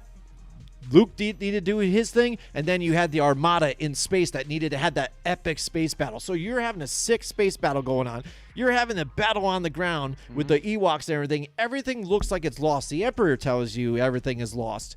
You're getting the crap kicked out of you by the Emperor as Luke Skywalker again, because now he's just sitting there, and now he's done all that training, not even going to fight. He's like, I'm giving up. I think I can still help. And lo and behold, what do you see? Darth Vader does have that change of heart. He does still have something for his son because that bond can't be broken despite how evil you might have changed when you were in love with Padme and everything, trying to save her and stuff. That Anakin was still there. He saves the day, throws the Emperor off into the bottomless pit. The shields dropped. Everything goes crazy. Great epic battle. I think overall just a big final ending and with a big party at the end. I think it was amazing altogether, Joe. Don't forget Yoda. I loved Yoda in this. And Yoda dies in that one now, too, as well. So that's when you lose him. At the end, it even shows everybody together, standing there as their spirits and stuff like that and their ghosts or whatever. But after it's all said and done, again, so many epic battles, too. Even the one on the skiff with the Sarlacc pit, knocking Boba Fett into it and stuff. So many cool fights. And I think overall that one's just the better one for me. It just hit better. You know what I'm saying? Very different from you. I didn't want to be Luke Skywalker. Yeah. I wanted to be Darth Vader. You want to be Darth Vader, but that's what I mean. And he is standing the test of time. Yeah. You know what I mean? This is the one thing about, you got your Star Trek people that love Star Trek. You have those people that love Star Wars. Some people that do like both, which I don't get. It's a rival. But James T. Kirk cannot live up to Skywalker or even Darth Vader. Nobody ages like Darth Vader has. He has been that guy that just people know who he is, even if you never even watched the movie. He has the technology. And now you've got even the memes that come out, too. Like, you might think you're cool, but now you're not as cool as Darth Vader to where you walk into a room and that music plays every single time you walk into that room. Yeah. You can legendary music. Choke somebody, lift them into the ground and not even touch them, and things like that. I mean, he was just epic. He put fear into you. Yep. You know what I mean? And that's what this guy did. And the voiceover by James Earl Jones, superb. Amazing, dude. Superb. So Star Wars franchise, super excited to do that list. Super excited to celebrate this day. I'm glad they did something like this, too, as well with everybody. Finding May the 4th. May the 4th be with you and stuff like that. So we'll be dorks to the end and everything. And this franchise has done a real great run here. The 12 movies, I think they're probably good. They're still doing a Kenobi show that's going to be coming out here. But I think as it goes, Disney is watering down some of this stuff here too. Although I will say, Jon Favreau, I think it does a really great job as a director with some of these movies and really puts his insight into it and great writing with some of the stuff that he does too as well. Part of the Marvel universe too, which he has a part of it. So amazing stuff. And it was an amazing draft, Joe. A lot of football talk. A lot of trades. We'll see what happens with this upcoming couple of weeks here, and we've got the camp starting up and all that stuff. That's going to be the most exciting part is now you have a lot of new pieces for all these different teams. Like, picture the Chiefs without Tyreek Hill. Picture now, and they have Juju Smith-Schuster now. You know what I mean? That's their guy. You know, the Raiders now have obtained from the Packers Devonte Adams. What's that going to look like? You know what I mean? With their weapons. And so more chips to fall. A.J. Brown now is an Eagle. So, and he teams up with Jalen Hurts, who they're teammates. They're college teammates. They played together. So now another kind of marriage made happen again. You know what I mean? And much more. I mean, you all the trades that have transpired this offseason alone have been amazing. They haven't been little trades like, like Lonnie Johnson got traded recently. Oh, big deal. You know what I mean? No, these are big-time trades. A.J. Brown and Devonte Adams and all these other guys. So it's funny talking about it now. Now hearing it kind of reminds me now. Maybe this might be a thing. We didn't really think about it when it was underlining right there. But you talk about Hollywood being able to go to the Cardinals, reunited with a guy that he's familiar with. Now the Eagles, A.J. Brown, same thing. Do you think those teams, especially even two, kind of saw what Joe Burrow had with Jamar Chase and how effective that might have been? And they were copycatting off of that, and it ended up falling into place too as well. I don't think it has anything to do with that. Or is it just a coincidence? I think it's just teams going after guys that already have chemistry with their player. I think that's all it is. I think it's because they already know that not only is like an A.J. Brown or Devonte Adams already proven, obviously. Devonte Adams is elite, but basically it's the chemistry that they know they already have. So even though they haven't played with each other in quite some time, they're bringing them together because they already know what they used to have and hoping to rekindle that with whatever team it is. So I think I think you may continue to see that trend, but I don't think it's going to happen as often as maybe people would like to see. Well, it's just kind of funny how that happened in this whole offseason. Right. I mean, just 3 teams at least right there. Just to touch on it, you have A.J. Brown who left Tennessee. Well, Tennessee drafted a guy who's just like A.J. Brown. Treylon Burks is like A.J. Brown. So he's that physical receiver. And then you go look at Deebo Samuel. Deebo Samuel wants to be traded, but now it sounds like John Lynch is saying he's not going anywhere this year. We're going to keep him this year. That's okay. This is his contract year, though. So if San Fran doesn't move on, if Deebo still wishes to be dealt, and they don't move on from him by week 8, he's going to be a free agent. And if you try to tag him, it's going to add a whole other issue altogether. So that's going to be something fun to watch and monitor, is that Deebo Samuel, if the trade's going to ever happen or not, and what is the repercussions if it doesn't. Because Deebo Samuel has already expressed he wants to be traded. Now if they want to hold on to him, maybe for a few weeks into the season to see if he changes his mind. If he doesn't, you got to pull the trigger and trade him. Otherwise, you don't want to have too much of an issue going forward. Absolutely. We'll take a look at it moving forward. A lot more chips to fall, too. We just saw Tyrann Mathieu go to the Saints now, too, so we're going to see this happen. We'll be right on top of it, and we'll talk to you guys next time. Join us next week from 8 till 10 Wednesday night for more Football on the Know with Jim and Joe.